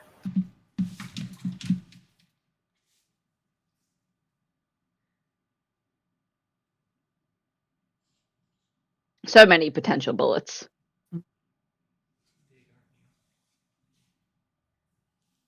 Yeah, you'll do, I guess.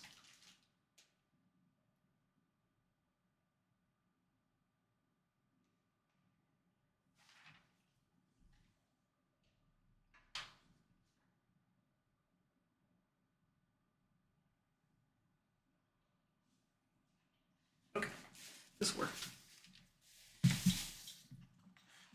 Okay, so on the following after lantern, the door bursts open, and the skeletal bull creature comes marching through. Unfortunately, this is not. There we go. Large-sized creature, able to fit through Holy that shit. passageway simply because it is made of bones and is compressible like that. That's big. That's It big. is large-sized. Yes. That would be its action to bust through. That brings things over to Dori. Dori Yes. still has her crossbow out, and that's what she's going to use Okay. with a 24. 24 will hit. Okay.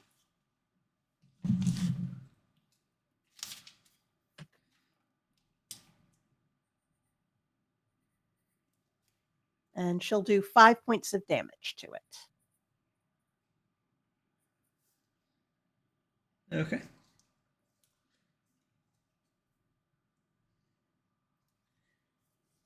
Movement bonus action. She's gonna stay right where she is. All right. And that brings things over to Bruno. Bruno, who is going to fire another arrow at it Okay. Roll the hit. for a 14. Yeah, that hits. Oh, yay. So for damage, Is this considered a humanoid creature? No, 8 they're points of considered piercing. undead. Okay. 8 points of piercing Um, if you missed it. Or, A small H humanoid? what was that? Is it a small H humanoid? I know it's not a big H, but is it like? No, it is human- classified as undead. Well, that's why I'm saying the small H versus the large H. The large H would Well, be its Up to- categorization. No, that's what I'm getting at. Is that when something becomes undead, it loses its humanoid categorization. Okay. Yes. Okay.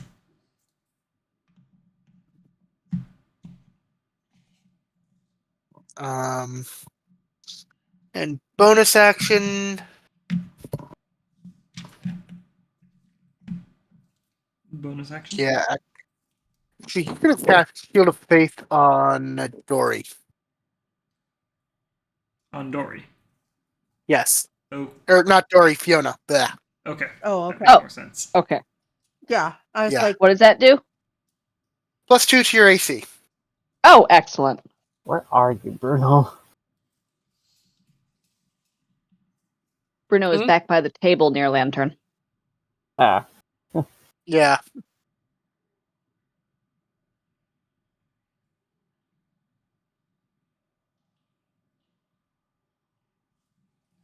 Okay. That takes things to Fiona. All right.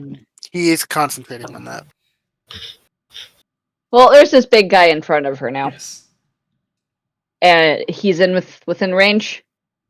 If you move up one more tile, She will move up one more tile. that's in range. Excellent. She's going to swing at it with her sword, Okay. since she has it again. mhm. That is only a 12 to hit it. That'll hit. Oh, okay It doesn't then. have a lot of AC. It doesn't seem to have any armor in general. Oh, Yes. It is just bones Fair and enough. big ass axe. That is a...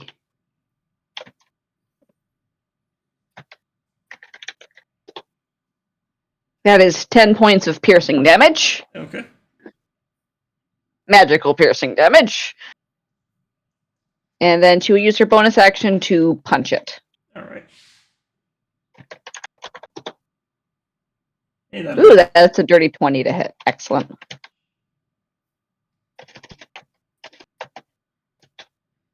That is 6 points of bludgeoning damage. Okay. And she seems to have much better luck fighting this giant thing, and so she's a lot happier now. She can hit this one. Okay. Thorn's turn. It is Thorn's turn. And I'm going to go ahead and have him recklessly attack this thing. Okay. So, what's Thorn's turn from the previous? There it is. Come here. Let me copy.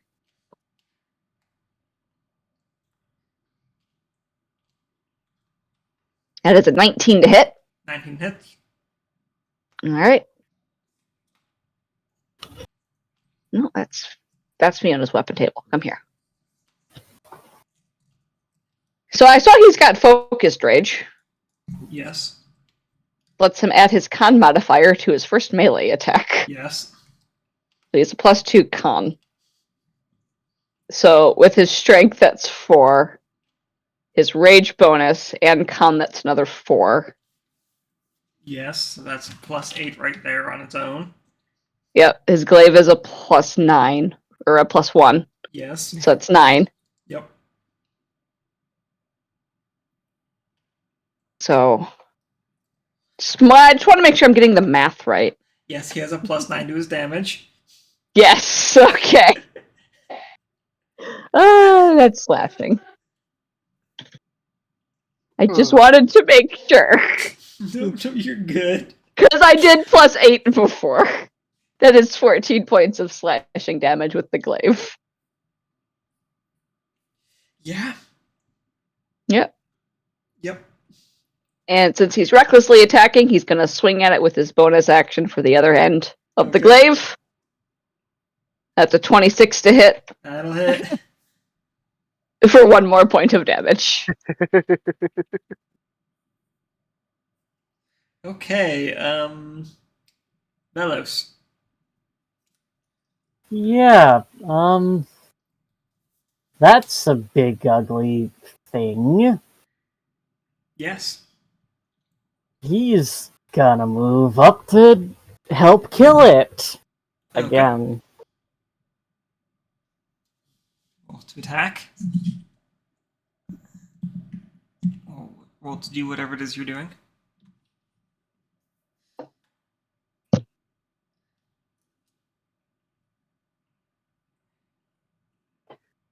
$19 to hit. 19 hits.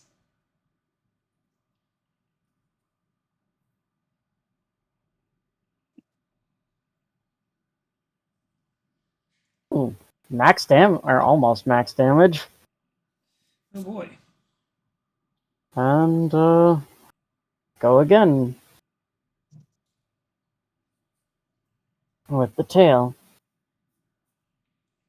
Alright. Swing it. That Nope. does not hit. It I is too. took It seems to be a little too crowded for you to operate your tail properly in this mess. Damn it! It's fighting me again. Lantern, your turn. You accidentally hit the wall first when you try to swing around. That's a bit of a Hey, clang. I'm gonna try maybe climbing up on the table so I get a good shot at that dude's bean, which I'm gonna flick a damn ball bearing at. Okay.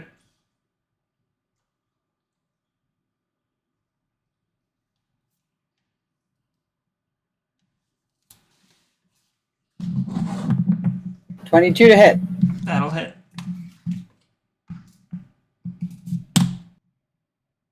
My Okay, charisma I modifier. don't know what happened, but at some point a button must got pressed on the keyboard to pause the recording. Oh no! Oh, no. So part of that battle got missed, but for the synopsis, 10 skeletons, 3 archers, 3 archers,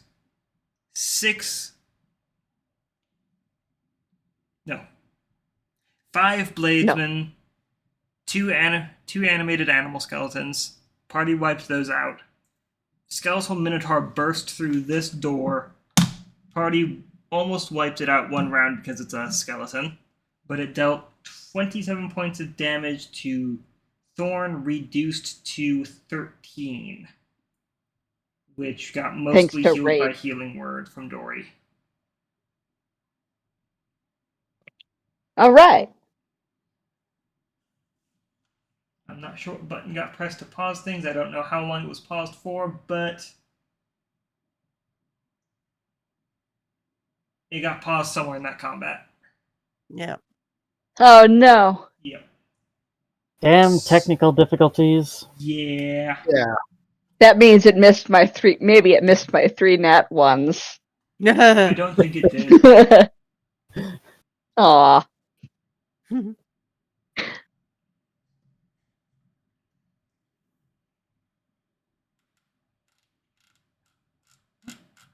Weird. The dice were not on my side tonight. No, that was better. No, Okay, no. so now you're standing in a room full of re-deaded undead. Well, I think we know the enemy type for this dungeon. Yeah. Yeah. Or... Yeah. Do people wish to examine anything? Yeah, Vellos is gonna investigate what's left of the bodies. Okay. Fiona's gonna look at that giant flippin' weapon. As you look at that giant flippin' weapon, you notice that the Minotaur's skulls come to rest over it. An examination, without having to roll a check, you will find that there is a black rose curled around one of the horns. Black rose around one of the Minotaur skull's horns. Yes. Oh. Does Fiona say that out loud? Yes. There's a black rose curled around one of the horns of this Minotaur. With your investigation check, you don't find anything outside of scraps of armor or equipment, but you do notice strange patterns on the bones. If you want to take a closer look at those. Yeah, we're gonna And take give a me closer a medicine check on that. medicine. What the heck is that for me? It's based off wisdom. Okay, so +4. You think it'd be built off intelligence, but no. Oh, did really well on that. Sweet. You can tell pretty quickly that something chewed on these bones. Like something had taken its time to make sure every last scrap of meat had been gnawed off. Well, I'm starting to suspect what might have entered this dungeon before us, or at least who. Who?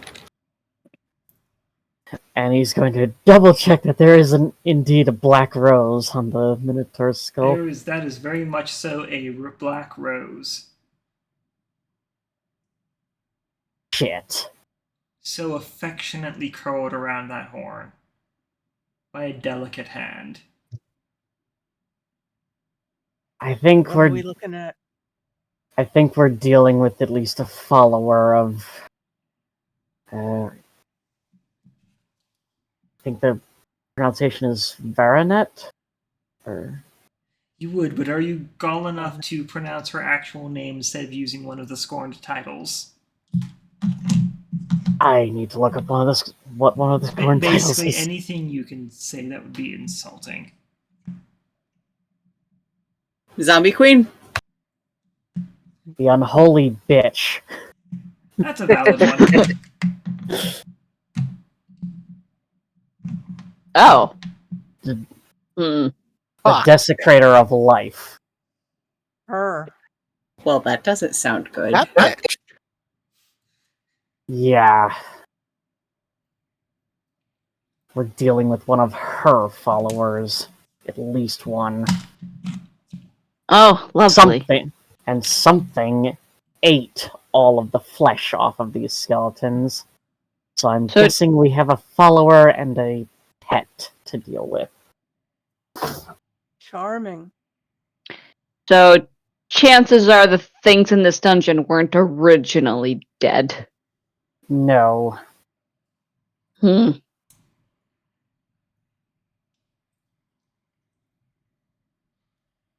Lovely. Yeah. Isn't it though? Hmm.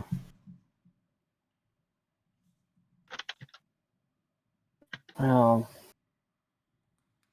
As you look down the hallway through the now splintered apart door.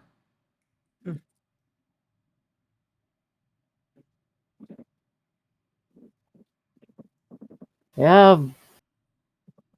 Vellos' normally jovial demeanor has been totally replaced by cold anger.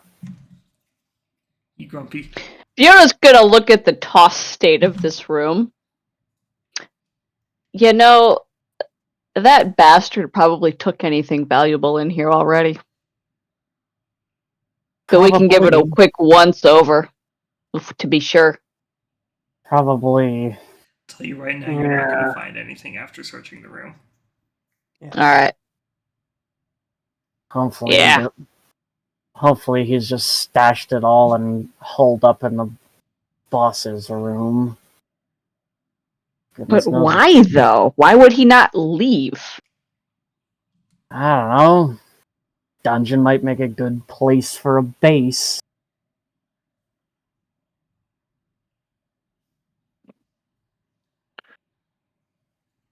Also, would the dungeon have remained open even if the boss was turned into a undead creature? Would it still count as dead? I mean, it's not without precedent. The spider chickens took over a dungeon and, I'm assuming, replaced whatever boss was leading it. Yeah, but that one Yeah. didn't disappear either, so Yeah, not all different dungeon dungeons vanish. types. Yeah. We don't know which type this one is. Is this a vanishing one or not? That one probably wasn't. In fact, that one wasn't. We know that. It didn't vanish at all. Whereas this I'm one... gonna be so upset if that bastard took all of the treasure and we don't get paid for this. Oh, really? You and me both. Hey, maybe we find the person. It sounds like they're not a great guy, so we take them out and then we take all of their stuff. No. That sounds like a good plan. Lantern, if you see anybody sporting this kind of symbol, and he would point out the black rose, they're not a good person. She squints carefully at it, committing it to memory, and nods vigorously. The deity they worship is the deity of death, and the enemy of all life. Oh, that's And dumb. Why would you do that? Dead guys can't do anything, I guess, unless you make them get up and start doing stuff. But even then, The most common story is the fools think they can gain power from her. You're done raging. As you silently take this in.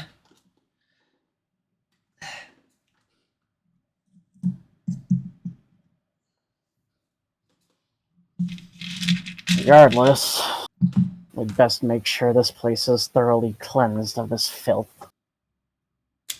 Yeah. Yep.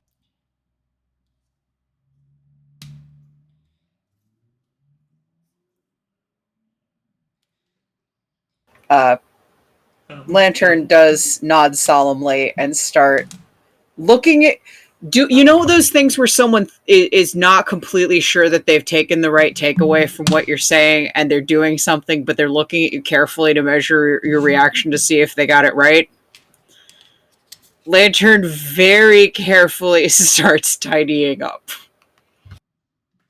I didn't mean that literally. I meant let's make sure we kill everything. Oh, that's gonna be way easier. This place is a mess. That actually makes Vellos burst out laughing. Yes, it was a mess. Oh, Lantern. Never change, Lantern. So, other than being giant and unwieldy, is there anything interesting about that giant, I guess, axe that the Minotaur was wielding? No, not really. Okay.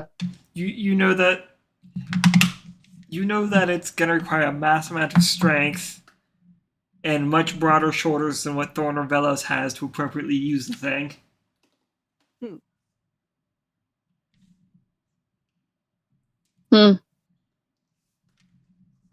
That is just unwieldy. It is! It's Bigger so hands. big.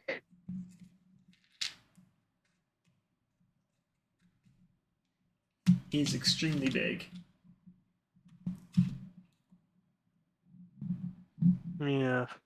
And the skeleton itself look like it's also been chewed on. Well, that's Not really a surprise at this point.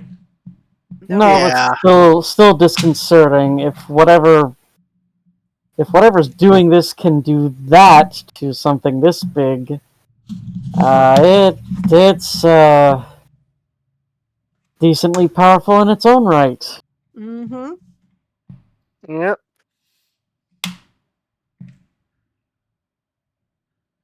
Is there any other way out of this room? Just that door. Just the one door that we Yep. came in. Okay. Well, it's not really a door at this point. It's a hole in the wall. Well, yeah, now. Yeah. Well,